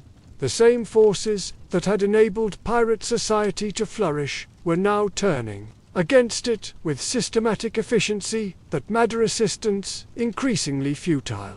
Yet, even in defeat, The pirates would leave behind legacies that would shape Caribbean society for generations to come. The dawn of the 1720s brought with it winds of change that would prove as destructive to pirate society as any hurricane that had ever swept across Caribbean waters. In the Admiralty offices of London, maps spread across Polish tables showed red pins marking every known pirate stronghold from the Bahamas to the Venezuelan coast. The age of tolerating maritime criminals as useful irregulars was ending, replaced by a systematic campaign of extermination that would employ the full resources of the Royal Navy. Captain Woodes Rogers stood on the quarterdeck of his flagship as Nassau's familiar skyline emerged from the morning haze. Behind him sailed a flotilla of warships, carrying enough firepower to reduce the pirate capital to splinters. But Rogers understood that military force alone would not solve the pirate problem. His commission as Royal Governor of the Bahamas included something far more dangerous to pirate society than cannons and marines: the authority to grant full pardons to any pirate willing to abandon their criminal career. The strategy was brilliant in its simplicity. Rather than forcing every pirate to fight to the death, Rogers offered them a choice between legitimate prosperity and inevitable destruction. The pardons came with conditions that reflected careful study of pirate psychology and social organization. Former pirates would receive land grants in the Bahamas, positions in the colonial militia, and opportunities for legitimate maritime employment. Most importantly, they would retain their personal freedom and democratic participation in colonial governance. The response to Rogers's arrival revealed the deep divisions that had been growing within pirate society, as external pressures mounted and internal contradictions became impossible to ignore. Older pirates who had accumulated substantial wealth during successful careers saw the pardons as opportunities to retire with honor rather than face increasing risks of violent death or judicial execution. Younger pirates with fewer resources and less experience of conventional society viewed the offers as betrayal of the democratic principles that had made pirate communities attractive alternative to European colonial hierarchy. The debates that raged in Nassau taverns during the summer of 1718 exposed fundamental questions about the sustainability of criminal societies in an increasingly organized world. Charles Vane, perhaps the most uncompromising of the pirate captains, argued that accepting pardons would transform free men into subjects of the same colonial authorities they had spent years fighting. His followers, many of them recent recruits who had joined pirate crews to escape various forms of oppression, supported continued resistance, even if it meant facing overwhelming odds. Benjamin Hornigold, the veteran pirate captain who had mentored both Blackbeard and Sam Bellamy before their rise to individual prominence, represented the pragmatic faction that recognized the changing realities of Caribbean politics. His analysis was coldly logical. The Royal Navy presence in Caribbean waters had increased tenfold since 1715, while the number of safe harbors available to pirates had correspondingly decreased. Continued resistance would result in the systematic elimination of pirate society through military action that no amount of individual courage could overcome. The division within Nassau's pirate community reflected broader changes occurring throughout the Caribbean as European colonial authorities coordinated their anti-piracy efforts with unprecedented effectiveness. Spanish governors who had once competed with their English and French counterparts now shared intelligence about pirate movements and coordinated naval patrols that closed traditional escape routes. The international cooperation that emerged from mutual recognition that piracy threatened colonial interests created a noose that was slowly tightening around the remaining pirate strongholds. Rogers's success in splitting the pirate community demonstrated sophisticated understanding of the social dynamics that held criminal organizations together. By offering legitimate alternatives that preserved the democratic participation and economic opportunities that had attracted men to piracy in the first place. He eliminated the grievances that had made criminal recruitment possible. Former pirates who accepted pardons became advocates for the colonial government among populations that had previously viewed official authority with suspicion and hostility. The transformation of Nassau from pirate republic to legitimate colonial settlement occurred with surprising speed once the pardons took effect.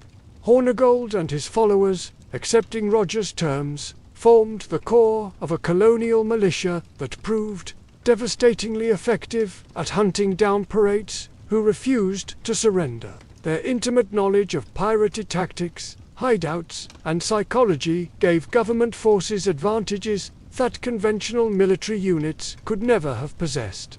The irony was not lost on contemporary observers that former pirates became the most effective agents of their own society's destruction.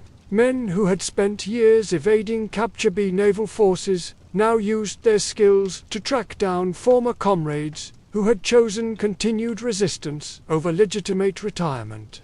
The personal relationships that had once strengthened pirate solidarity now provided intelligence networks that made escape increasingly impossible. Charles Bain's attempt to maintain pirate resistance in the face of these overwhelming pressures illustrated both the courage and the futility that characterized the final phase of the Golden Age.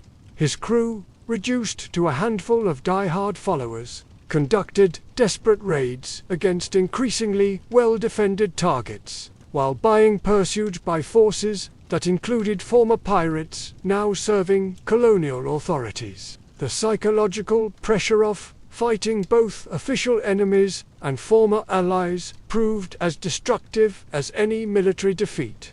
The capture and execution of Vane in 1720 marked a symbolic turning point in the war against piracy.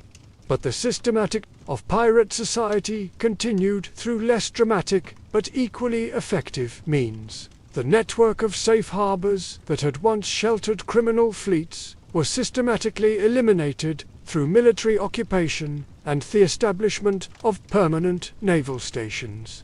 Local populations that had previously provided supplies to pirates found themselves under constant surveillance by colonial authorities, who possessed detailed knowledge of previous collaboration. The economic foundations of pirate society eroded as legitimate commerce replaced criminal enterprise throughout the Caribbean. The Spanish treasure fleets that had once provided irresistible targets for pirate attack were now escorted by heavily armed convoys that made successful raids prohibitively dangerous. More importantly, the growth of plantation agriculture created alternative sources of wealth that made colonial governments less dependent on the economic stimulus that pirate raids had previously provided. The demographic changes that accompanied the suppression of piracy transformed Caribbean society in ways that made the return of organized maritime crime virtually impossible. The plantation system required stable labor forces and predictable commercial relationships that were incompatible with the chaos that piracy had once brought to regional trade. Colonial populations that had once welcomed pirates as sources of cheap goods and economic opportunity now viewed them as threats to the prosperity that legitimate commerce had created. The technological advances that characterized early 18th century naval warfare also contributed to piracy's decline by eliminating many of the tactical advantages that had made pirate vessels effective against conventional opponents. Improved ship design, better navigation instruments, and more efficient communication systems gave naval forces capabilities that made it increasingly difficult for pirates to achieve the surprise attacks and rapid escapes that had been essential to their success. The legal innovations that accompanied the military campaign against piracy created new mechanisms for eliminating criminal enterprises that had previously operated beyond the reach of conventional justice.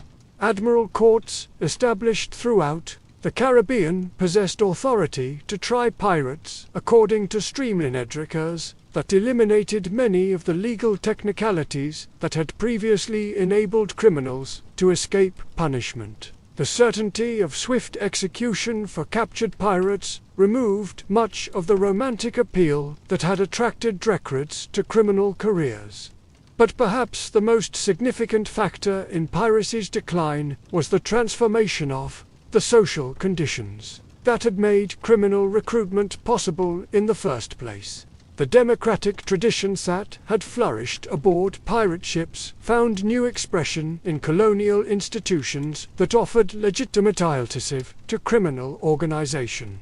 Former pirates who accepted pardons discovered that they could participate in colonial governance while maintaining many of the freedoms that had made a pirate society attractive. The integration of former pirates into legitimate colonial society created unexpected benefits that helped compensate for the economic losses that resulted from eliminating criminal enterprises.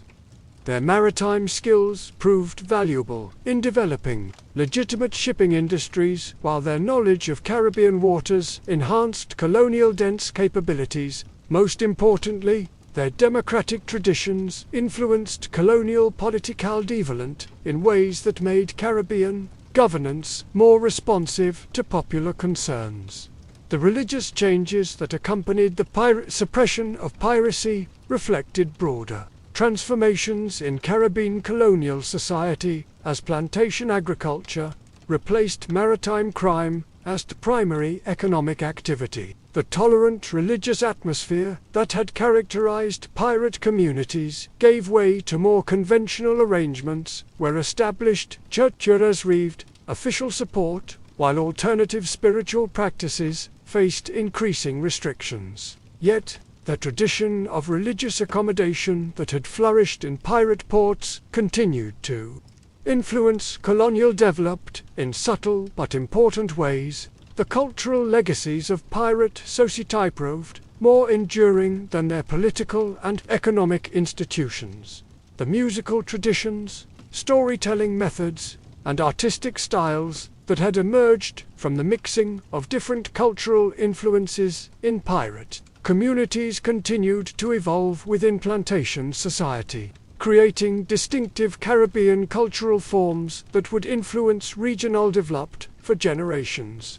The linguistic innovations that had developed in pirate ports, blending elements from European, African, and indigenous sources, provided foundations for the Creole languages that would become central to Caribbean identity. The maritime traditions that had made piracy possible also found new expression in legitimate commercial activists that utilized the same skills and knowledge that had once served criminal enterprises. Former pirates established shipping companies, shipbuilding operations, and trading networks that contributed to the economic development of Caribbean colonial society. Their understanding of wind patterns, current flows, and seasonal weather variations proved invaluable in developing more efficient transportation systems that connected the Caribbean islands to Atlantic markets. The military innovations that had emerged from pirate warfare influenced colonial defense strategies that proved essential for protecting plantation societies against external threats. The tactical flexibility that had made pirate forces effective against conventional opponents was adapted for us by colonial militias that face similar challenges in defending scattered settlements against various enemies. The democratic leadership methods that had characterized pirate crews found new in military organizations that required high levels of motivation and initiative from individual soldiers, the medical knowledge that had developed within pirate communities, particularly expertise in treating tropical diseases and combat injuries, contributed to improvements in colonial healthcare that benefited entire populations. Former pirate physicians established practices that served plantation communities while training new generations of medical practitioners in techniques that had been developed through harsh experience in the surgical innovations that had emerged from the necessity of treating gunshot wounds and other violent injuries found application in civilian medical practice. The engineering and construction techniques that pirates had developed for building fortifications and harbor facilities were adapted for use in legitimate colonial projects that enhanced the infrastructure of Caribbean settlements. The democratic work organization methods that had characterized pirate construction projects influenced colonial building practices in ways that improved both efficiency and worker satisfaction. The innovative approaches to problem solving that had emerged from the necessity of maintaining vessels and equipment under difficult conditions found application in various civilian industries. But the most significant legacy of the golden age of piracy was its demonstration that ordinary people possessed the capacity for creating complex social organizations based on principles of equality and democratic participation. The former pirates, who integrated into colonial society, brought with them experiences of self-governance that influenced political development throughout the Caribbean region. Their understanding of democratic leadership, economic cooperation, and social organization provided models for later movements seeking alternatives to European colonial hierarchy.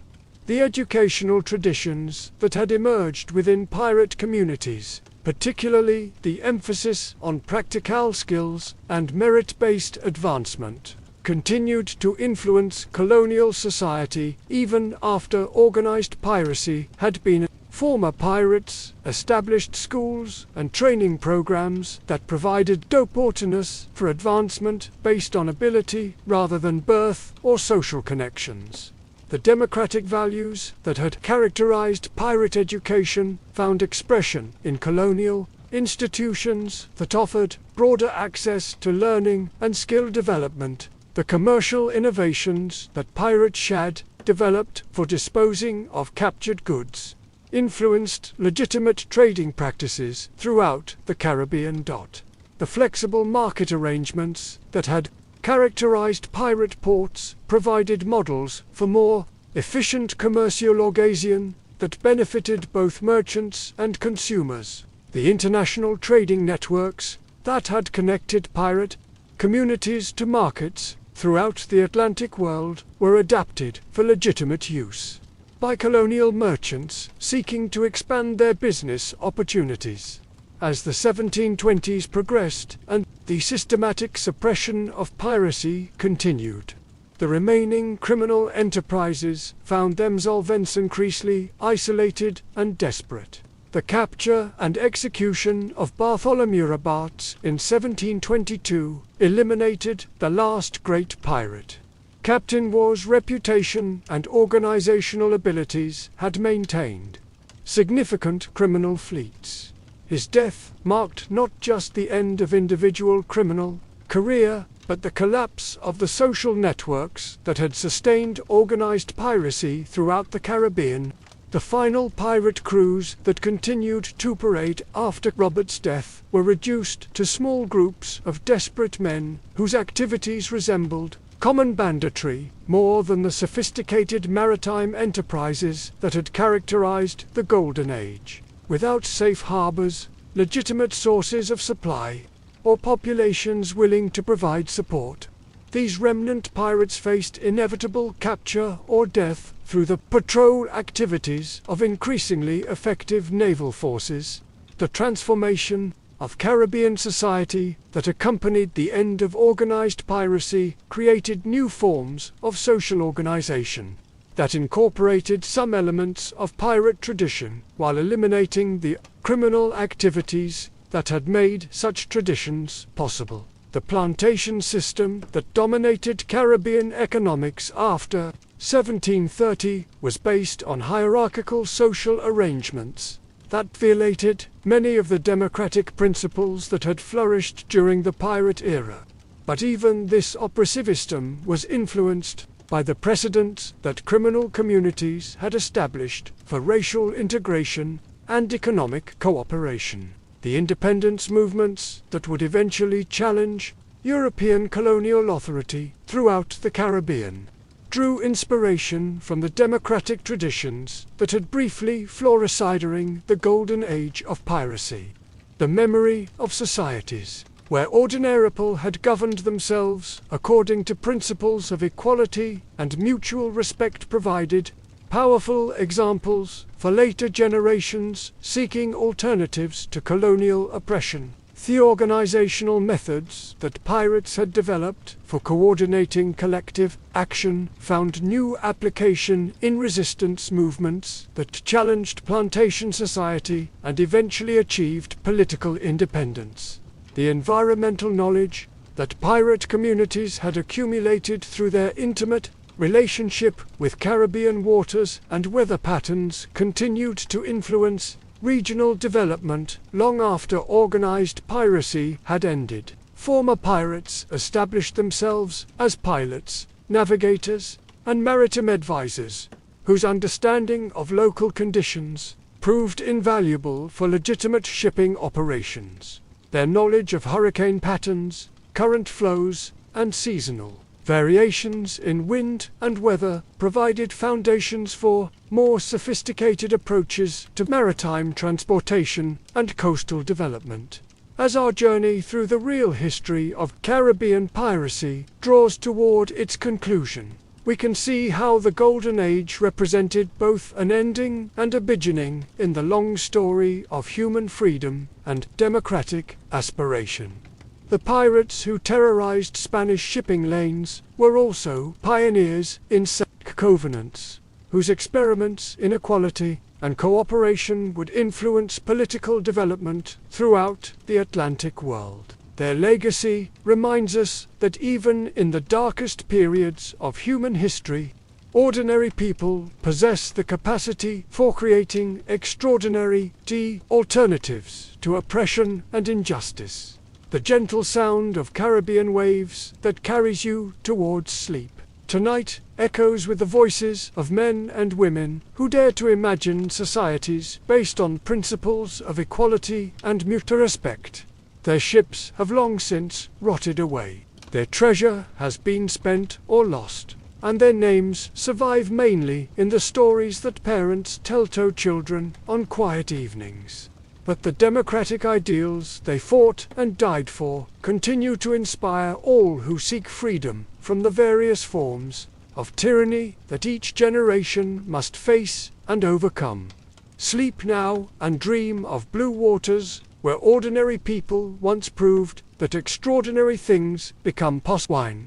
Human beings choose cooperation over domination, equality over and freedom over the false security of submission to unjust authority. The real pirates of the Caribbean were neither the villains of imperial propaganda nor the heroes of romantic fiction, but complex human beings whose struggles and achievements remind us that the fight for human dignity is as eternal as the sea itself, that the warm Caribbean sun that once witnessed the final acts of piracy golden age began to set on an era that had challenged every assumption about authority, freedom, and human possibility. By 1730, the last of the great pirate captains had been hunted down and eliminated.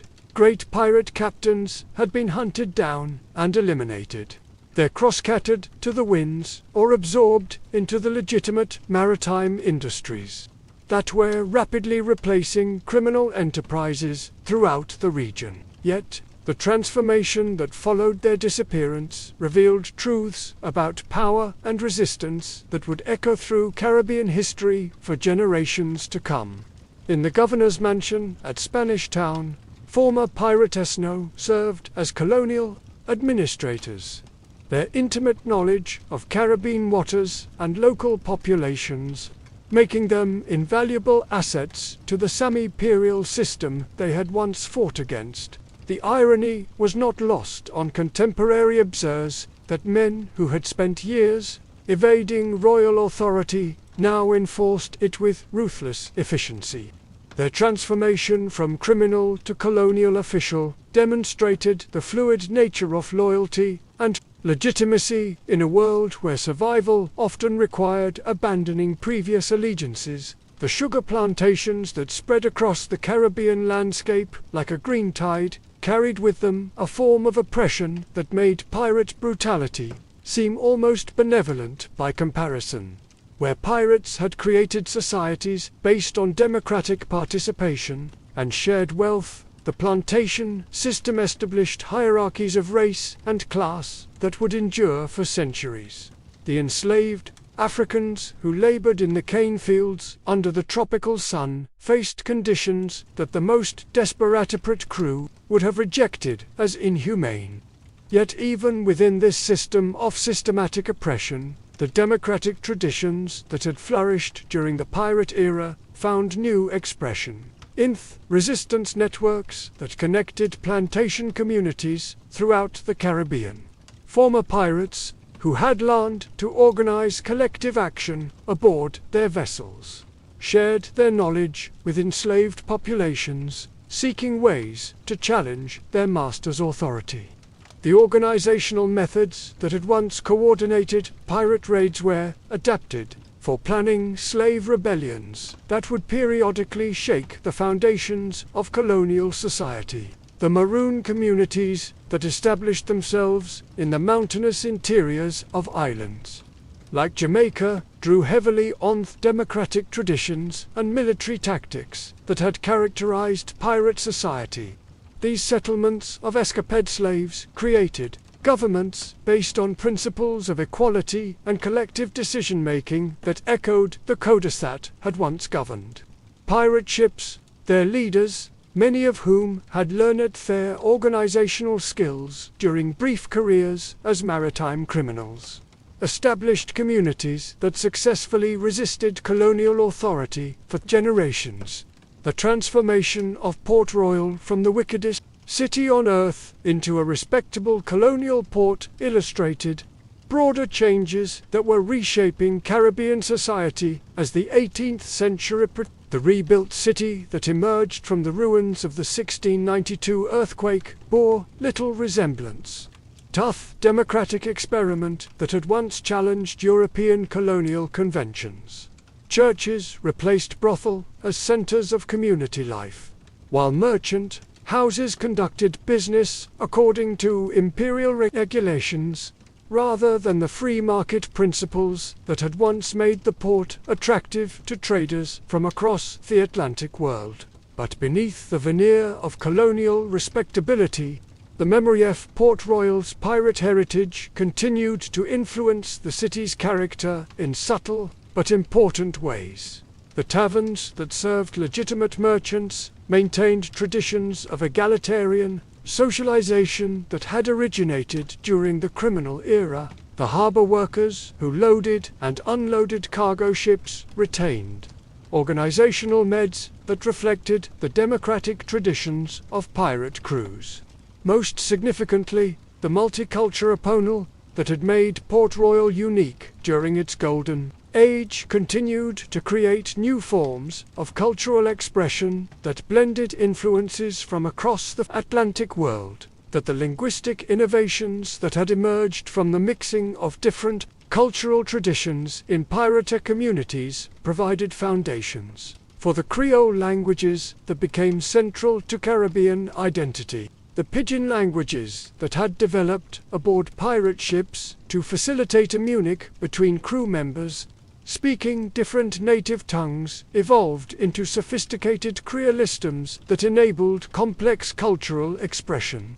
These new languages carried with them grammatical structures and vocabulary that reflected the democratic values and egalitarian relationship that had characterized pirate society. The musical traditions that had flourished in pirate ports continued to evolve within plantation society, creating distinctive Caribbean musical forms that would eventually influence popular culture throughout the Atlantic world.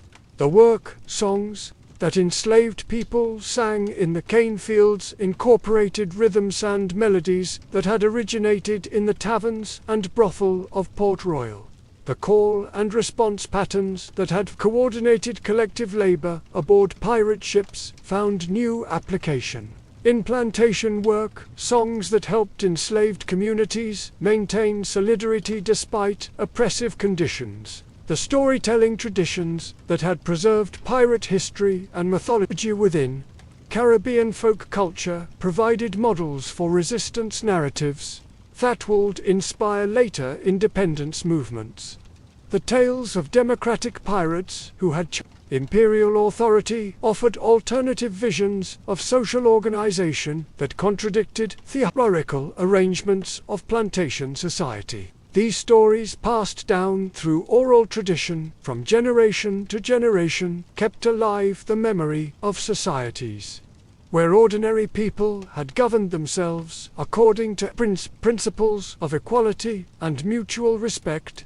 The religious syncretism that had characterized pirate communities found new expression in the spiritual practice that developed within plantation society. The tolerance for different religious traditions that had been necessary for maintaining harmony aboard multicultural pirate crews influenced the development of syncretic belief systems that combined elements from African, European, and indigenous spiritual traditions. These new religious forms provided enslaved populations with sources of strength and community that helped them resist the psychological destruction that plantation owners sought to impose.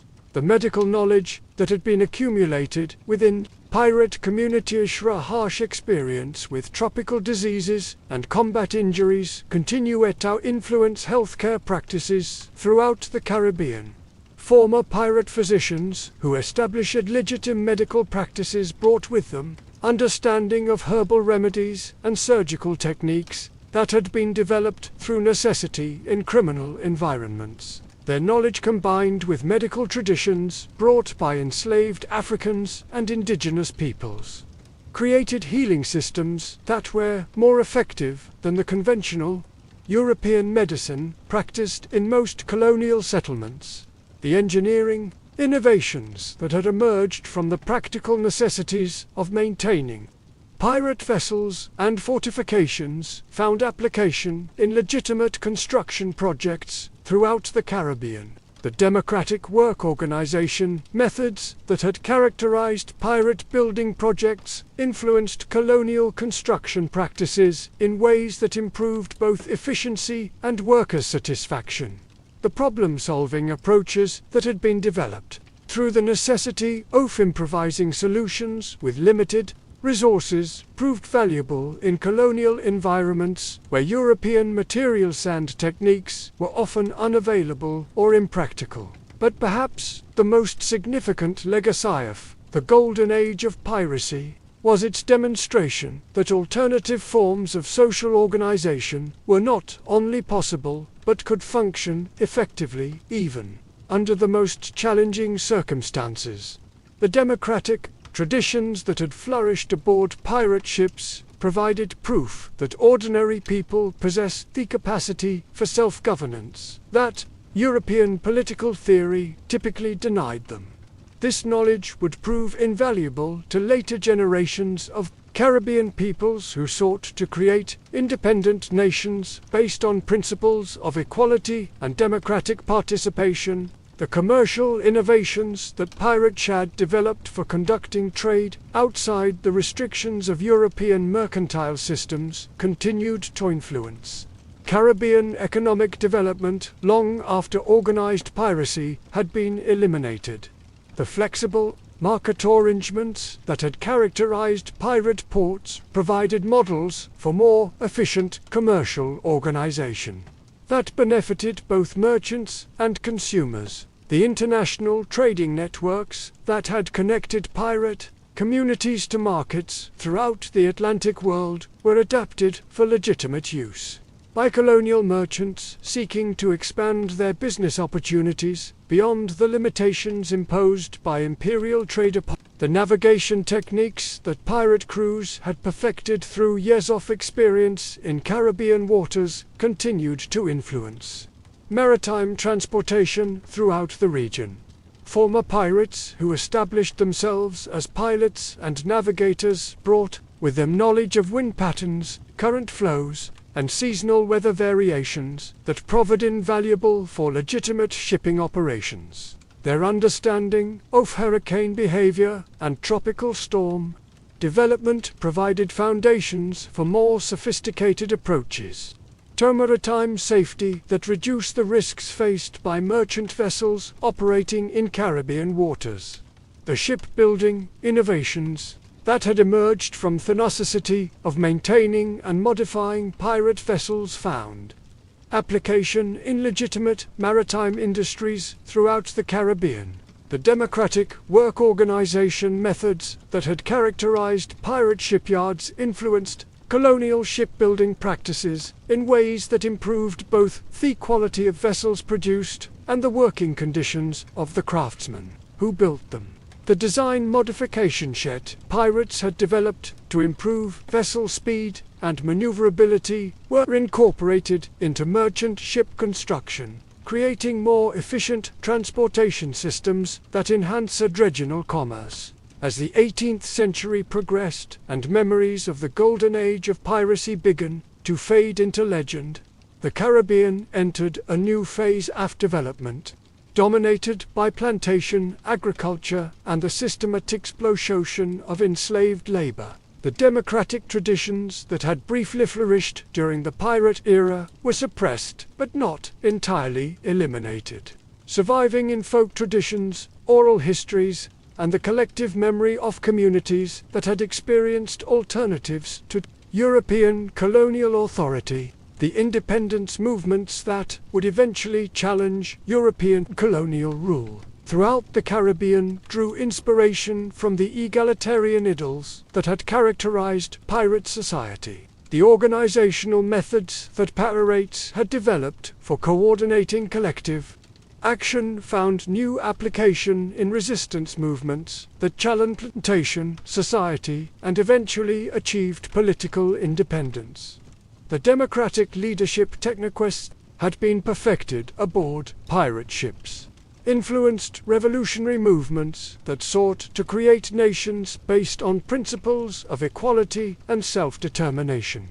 The environmental knowledge that pirate communities had accumulated through their intimate relationship with Caribbean ecosystems continued to influence regional development patterns long after organized piracy had ended. Former pirates who established themselves in legitimate occupations brought with them understanding of tropical agriculture, marine biology, and weather patterns that proved valuable for developing more sustainable approaches to economic development. Their knowledge of natural resources and ecological relationships provided foundations for more sophisticated risk management practices that enhanced the long-term viability of Caribbean communities. The educational traditions that had emerged within pirate communities, particularly the emphasis on practical skills and merit-based advancement, continued to influence social development throughout the Caribbean region.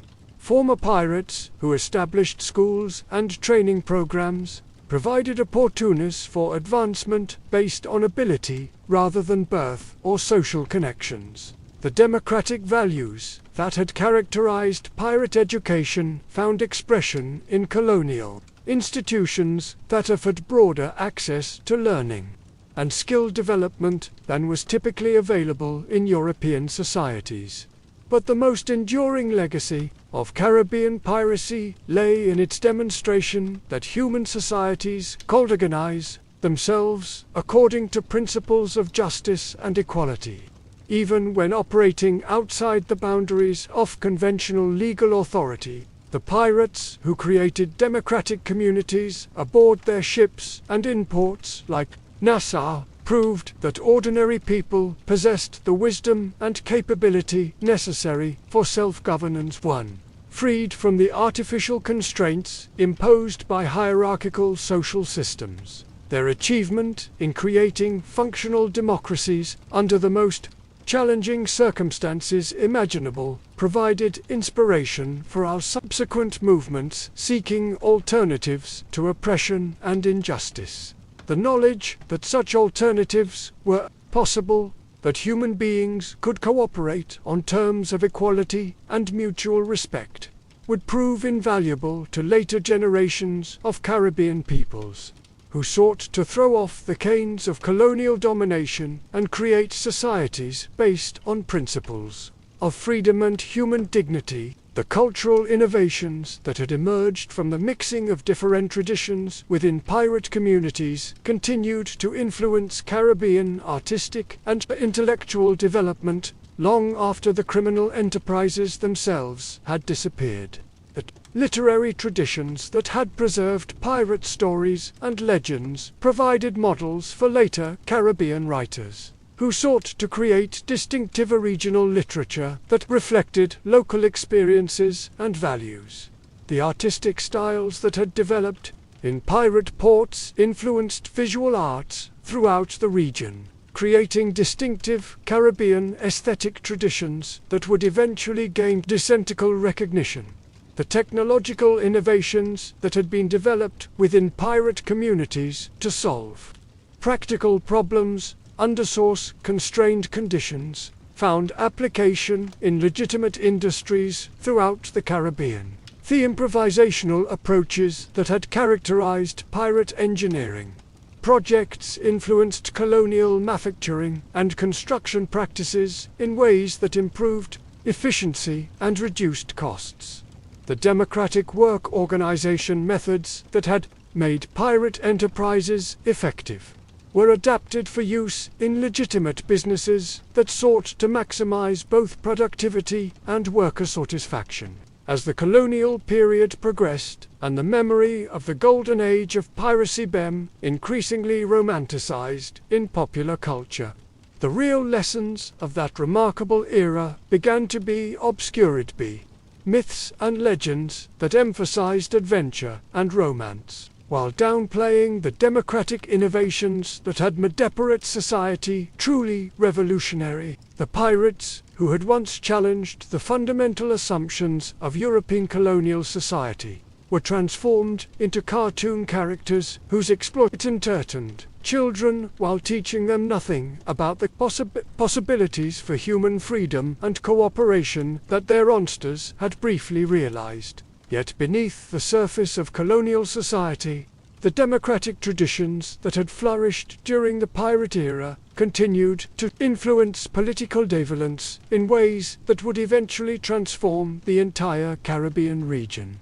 The memory of societies where ordinary people had governed themselves according to principles of equality and mutual respect provided powerful examples for later generations seeking alternative to colonial oppression.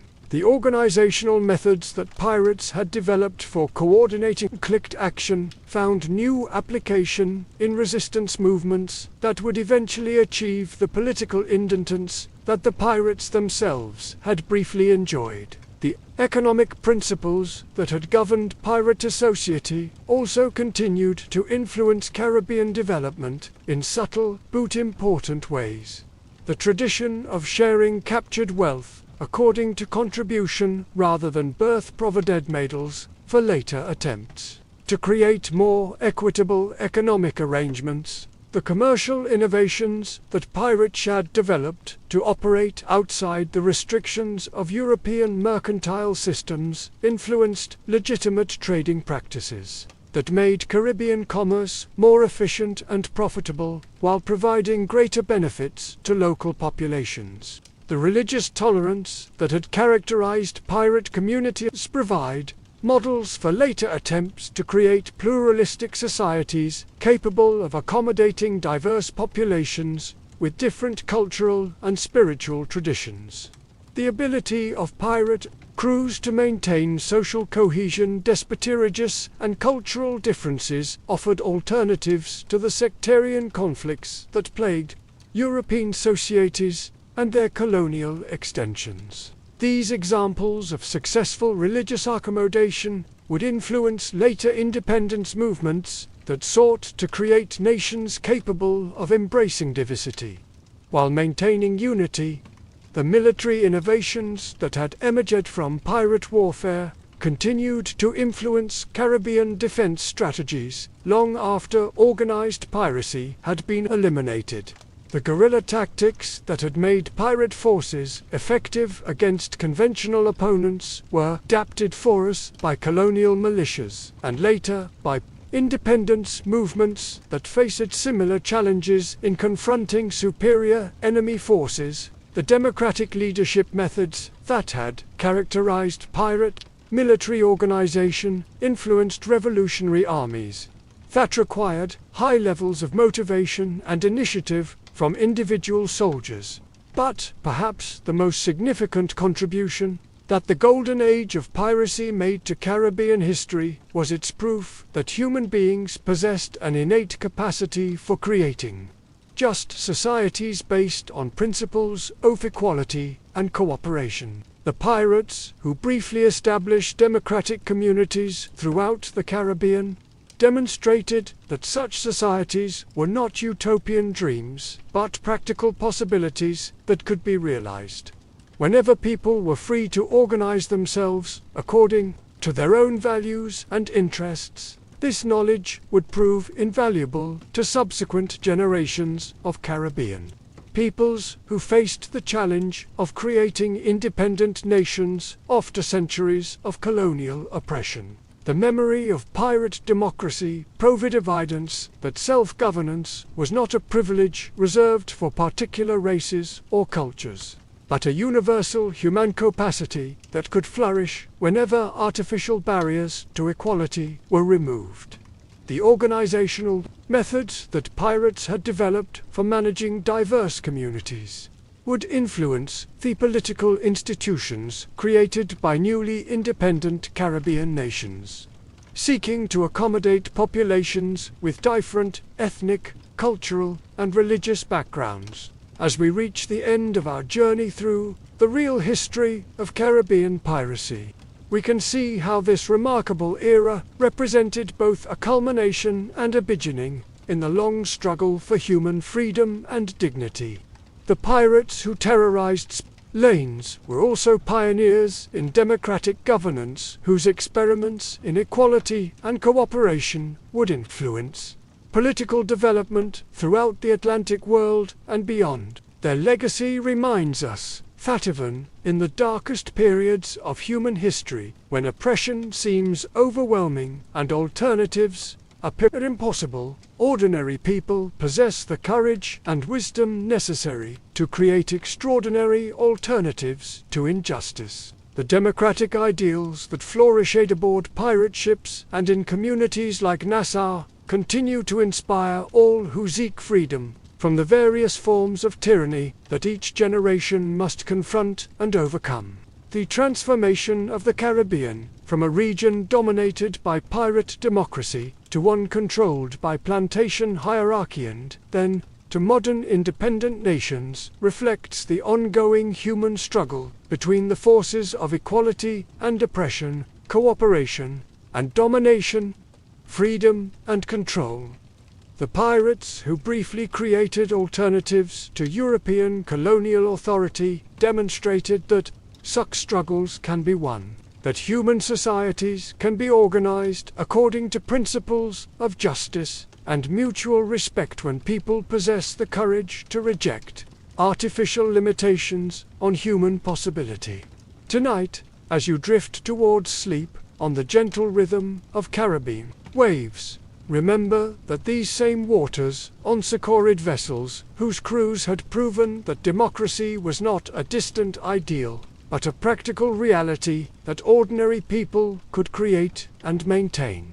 Even under the most challenging circumstances, their ships have long since returned to the sea that gave them birth. But the knowledge they gained and the examples they set continue to illuminate the path towards societies based on human dignity and mutual respect. The real pirates of the Caribbean were neither the villains of imperial propaganda nor the romantic heroes of popular entertainment, but complex human beings whose brief moment in history revealed possibilities for social organization that challenged every assumption about authority, hierarchy, and human nature itself. Their story reminds us that the fight for freedom is eternal as the tides, and that each generation must rediscover for itself courage and wisdom necessary to create the just societies that remain humanity's highest aspiration. Sleep now. Let the eternal rhythm of the sea carry you toward dreams of blue waters where ordinary people once proved that extraordinary things become possible.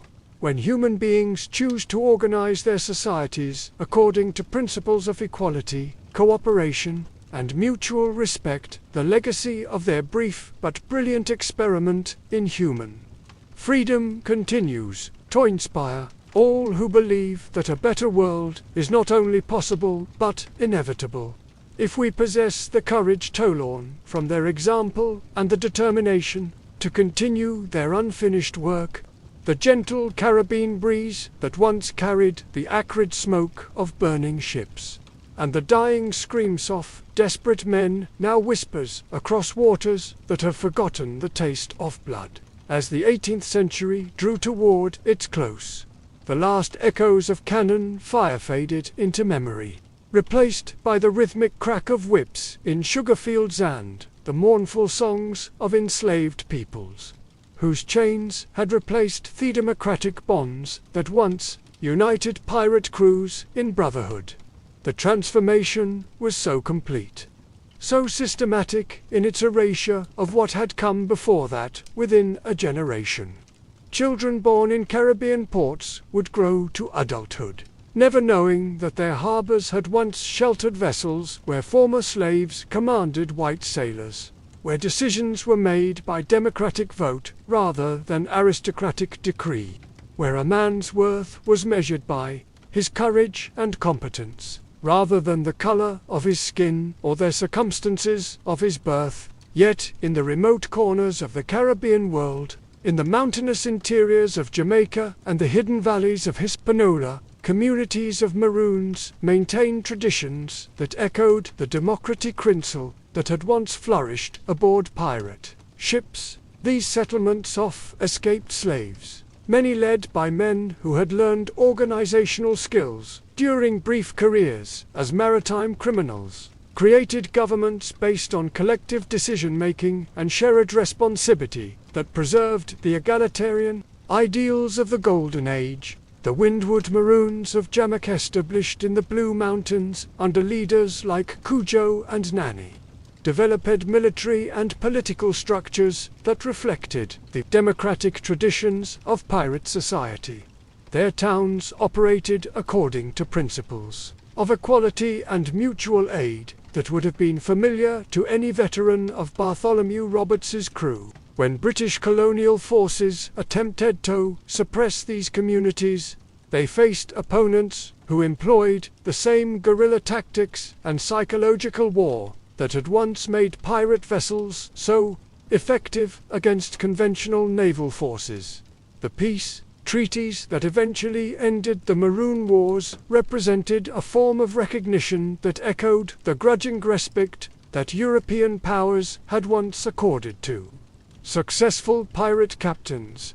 The colonial government acknowledged Maroon autonomy within designated territories while securing promises that communities would not harbor new refugees from plantation slavery. These agreements, like the pardons that had once ended pirate careers, demonstrated that even the most hierarchical societies could be forced to negotiate with those who possessed sufficient negation and determination to defend their freedom. But the most significant legacy of the golden age of piracy lay not in these isolated communities of resistance, but in the cultural memories and organizational knowledge that former pirates carried into the legitimate institutions of Caribbean colonial society. The democratic traditions that had governed pirate ships found new expression in the religious congregations, trade associations, and community organizations that provided structure for colonial life beyond the direct control of imperial authorities. The Baptist and Methodist churches that gained popularity among Caribbean populations during the late 18th century offered forms of religious participation that reflected the egalitarian principles that had characterized pirate associations. These denominations emphasized personal religious experience over clerical authority, democratic governance over hierarchical control, and spiritual equality that transcended racial and social boundaries. Former pirates who joined these congregations brought with them understanding of democratic leadership and collective decision-making that influenced the development of Caribbean Christianity in ways that would prove crucial for later independence movements. The craft guilds and trading associations that emerged in Caribbean ports during the transition from piracy to legitimate commerce reflected organizational methods that had been perfected aboard criminal vessels. These groups operated according to principles of mutual aid and collective governance that preserved many of the democratic traditions that had made pirate society unique. Their members, many of whom were former pirates or their descendants, maintained networks of cooperation and support that proved alternatives to the hierarchical structures imposed by colonial authorities. The educational traditions that had emerged within pirate communities continued to influence Caribbean intellectual development long after organized crime had been eliminated. The emphasis on practical skills and merit-based advancement that had characterized pirate training found new in the schools and apprenticeship programs established by former pirates who had transitioned to legitimate occupations. These institutions provided opportunities for advancement based on ability rather than birth or social connections, creating pathways for social mobility that challenged the rigid hierarchies of plantation society. The linguistic innovations that had developed within multicultural pirate crews continue to evolve within Caribbean colonial society, creating the distinctive Creole languages that would become central to regional identity. These new languages carried with them grammatical structures and vocabulary reflected the democratic values and egalitarian relationships that had characterized pirate society. The call and response patterns that had coordinated collective labor aboard pirate ships found new application in work songs, religious ceremonies, and community gatherings that maintained traditions of participatory communication despite the authoritarian atmosphere of plantation society. The musical traditions that had flourished in pirate ports provided foundations for the distinctive musical forms that would eventually influence popular culture throughout the Atlantic world. The rhythmic complexity that had emerged from the mixing of African, European, and indigenous musical traditions in places like Port Royal continued to evolve within plantation communities, creating new forms of artist expression that preserved memories of more egalitarian social arrangements, while providing emotional sustenance for populations living under oppressive conditions. The storytelling traditions that had preserved pirate history and mythology within Caribbean folk culture became vehicles for transmitting alternative visions of social organization that contradicted the hierarchical arrangements of plantation society. Tales of democratic pirates who had challenged imperial authority, offered models for resistance that would inspire later independence movements. These stories, passed down through oral tradition from generation to generation, kept alive the memory of societies where ordinary people had governed themselves according to principles of equality and mutual respect.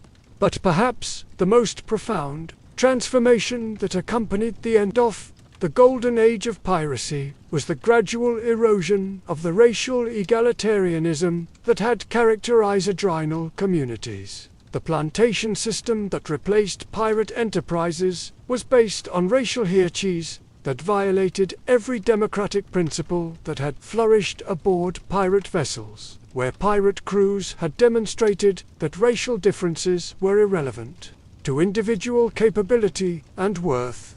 Plantation society created legal and social structures that defined human value according to skin color and ancestry. The irony was devastating in its completeness. The same Caribbean waters that had once carried vessels where former slaves commanded integrated crews now transported ships laden with human cargo, destined for lives of perpetual bondage. The ports that had once welcomed pirates regardless of their racial or national origins became markets where human beings were bought and sold. Like the democratic traditions that had briefly transformed Caribbean Septiemento, a laboratory for human equality, were systematically destroyed and replaced with arrangements that reduced millions of people to the status of property. Yet, even within this system of systematic dehumanization, the memory of pirate egalitarianism continued to influence resistance movements that challenged the foundations of plantation society. The organizational methods that pirates had developed for coordinating collective action found new application in slave rebellions that periodically shook the Caribbean world. The democratic leadership techniques that had been perfected aboard pirate ships influenced revolutionary movements that sought to restore the principles of equality and self-determination that hadn't flourished in criminal communities. The Haitian Revolution, which began in 1791 and culminated in the establishment of the world's first successful slave republic, drew heavily on the organizational traditions and egalitarian ideals that had characterized Caribbean piracy.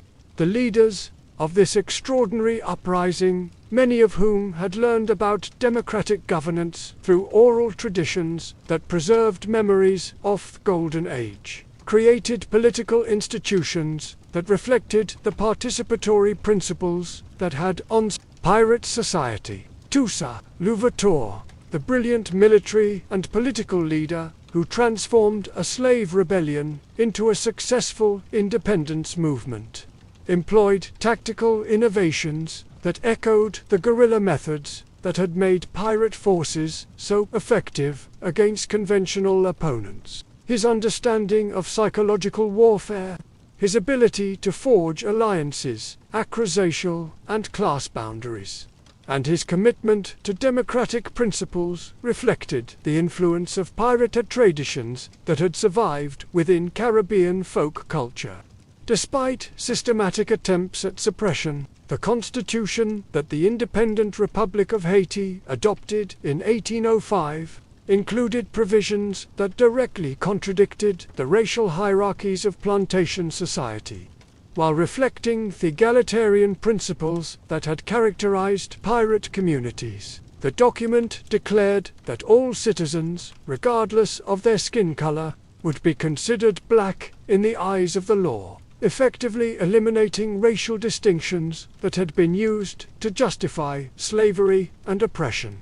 This revolutionary approach to racial equality echoed the colorblind meritocracy that had governed pirate ships, where a man's worth was measured by his actions rather than his ancestry. The economic arrangements that emerged in independent Haiti also reflected the influence of pirate traditions that emphasized shared prosperity rather than individual accumulation. The revolutionary government's attempts to redistribute plantation lands among former slaves echoed the democratic draconic principles that had governed the distribution of captured wealth aboard pirate vessels.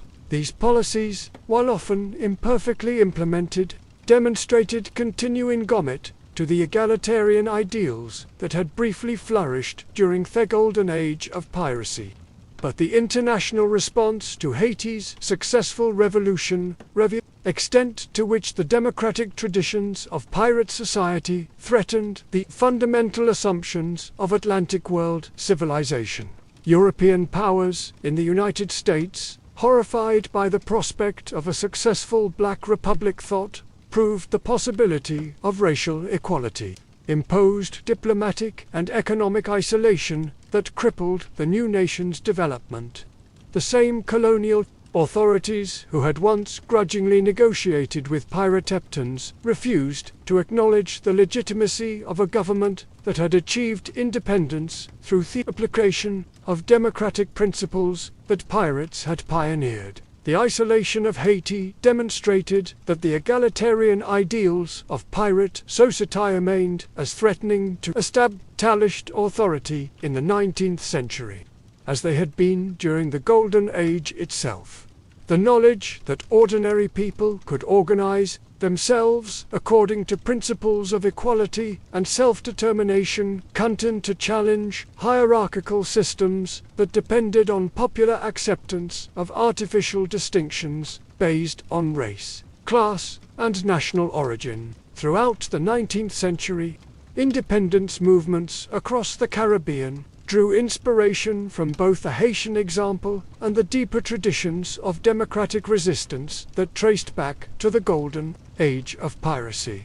The organizational methods that had been developed aboard pirate ships found new application in revolutionary movements that sought to throw off the chains of colonial domination and create societies based on principles of freedom and human dignity. José Martí, the brilliant Cuban revolutionary who led the struggle for independence from Spanish rule, explicitly acknowledged the influence of Caribbean democratic traditions that had originated during the pirate era. His vision of a Cuban republic, based on racial equality and social justice, reflected the egalitarian principles that had briefly flourished in communities like Nassau and Port Royal. The organizational methods he developed for coordinating revolutionary activities across class and racial boundaries echoed the participatory techniques that had made pirate enterprises so effective.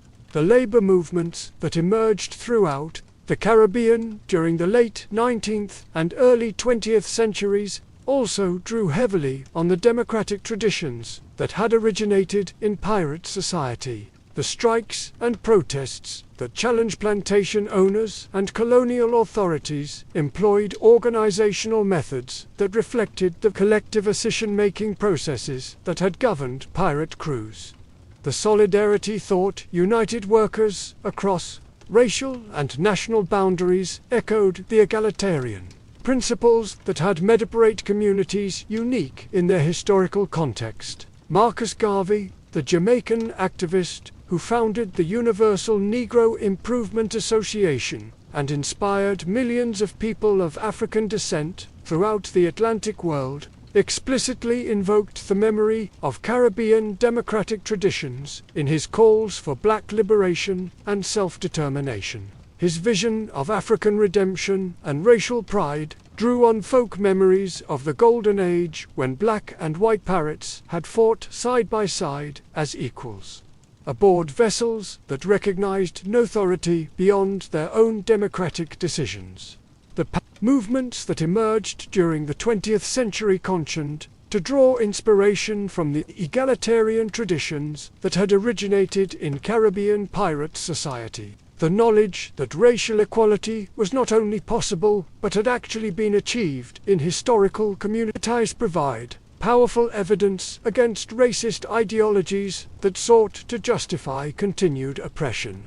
The organizational methods that had been developed for governing multicultural pirate crews, influenced the international networks that connected liberation movements across the African diaspora. The independence movements that swept through the Caribbean during the mid-20th century represented the culmination of centuries of struggle thought traced back to the democratic traditions of the golden age of piracy.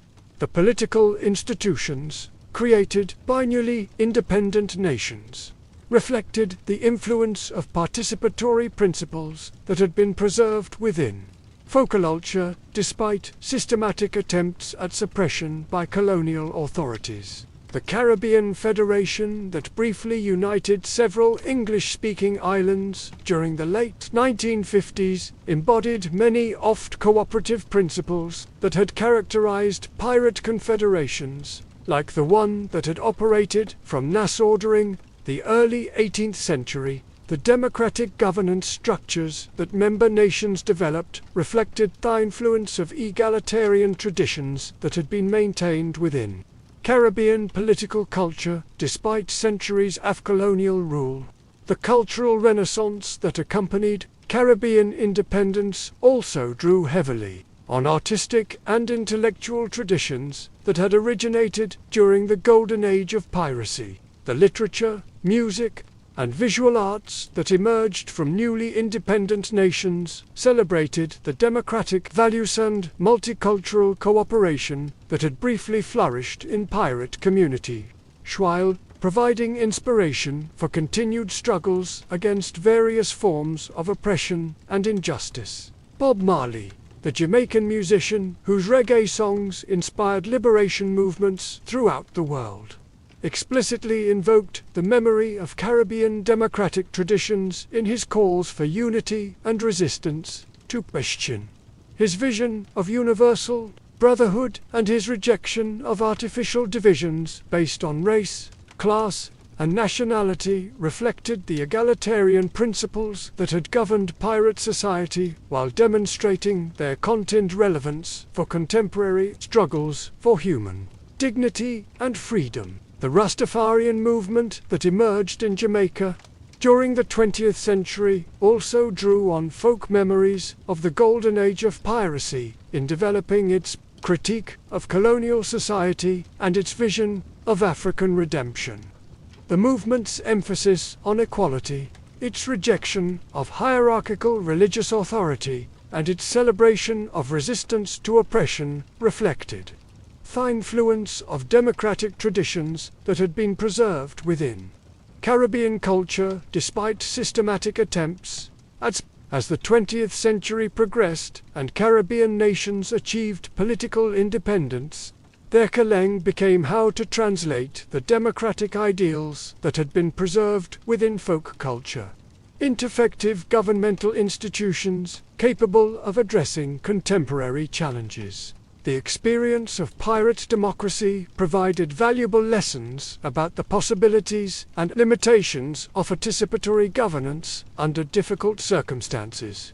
The economic development strategies that independent Caribbean nations pursued also reflected the influence of traditions that had originated during the golden age of piracy. The emphasis on regional cooperation, the commitment to reducing inequality, and the rejection of exploitative relationships with former colonial powers echoed the egalitarian principles that had governed project economic arrangements. These approaches, while often imperfectly implemented, demonstrated continuing commitment to the democratic values that had briefly flourished during the criminal era. The environmental movements that emerged throughout the Caribbean during the late 20th century drew on the intimate knowledge of natural systems that had been accumulated by pirate communities through their close relationship with marine ecosystems. The understanding of sustainable resource use that had been developed through harsh experience in criminal environments provided foundations for more sophisticated approaches to environmental protection that recognize the interconnections between social justice and ecological health. The tourism industries that became central to Caribbean economies during the late 20th century created complex relationships with the pirate heritage that had once made the region infamous throughout the Atlantic world. Their romanticized versions of pirate history that attracted visitors often obscured the democratic innovations that had made pirate society genuinely revolutionary, while perpetuating stereotypes that reduced complex historical figures to cartoon characters. Yet even these simplified reprints of pirate history maintained awareness of alternatives to conventional social arrangements that continue to inspire those seeking change. The knowledge that ordinary people hadn't created societies based on principles of equality and cooperation, however distorted by popular narrative, provided evidence that such alternatives remained possible for contemporary generations willing to learn from historical examples. The technological innovations that transformed Caribbean society during the late 20th and early 21st centuries created new opportunities for implementing the democratic principles that had originated during the golden age of piracy. Communication technologies that enabled instant coordination across vast distances made possible forms of participatory governance that echoed the collective decision-making processes that had governed pirate crews, while overcoming the geographical limitations that had once constrained democratic participation. The internet and social media platforms that connected Caribbean communities throughout the diaspora created virtual spaces where the egalitarian traditions of pirate society could find new expression. Online forums and digital networks that operated according to principles of equality and mutual respect demonstrated that the democratic ideals that had briefly flourished during the criminal era remained relevant for contemporary effort to create more just and participatory forms of social organization.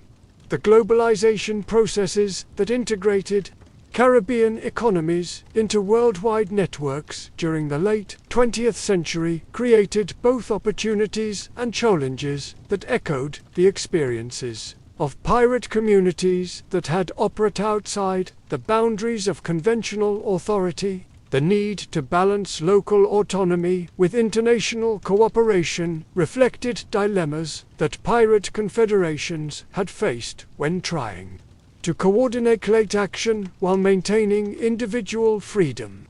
The climate change challenges that Caribbean nations during the early 21st century required forms of regional cooperation that drew on the collaborative traditions that had originated during the Golden Age of piracy. The small island states that faced existential threats from rising sea levels and increasingly violent storms needed to develop new forms of solidarity that transcended national boundaries while preserving local autonomy.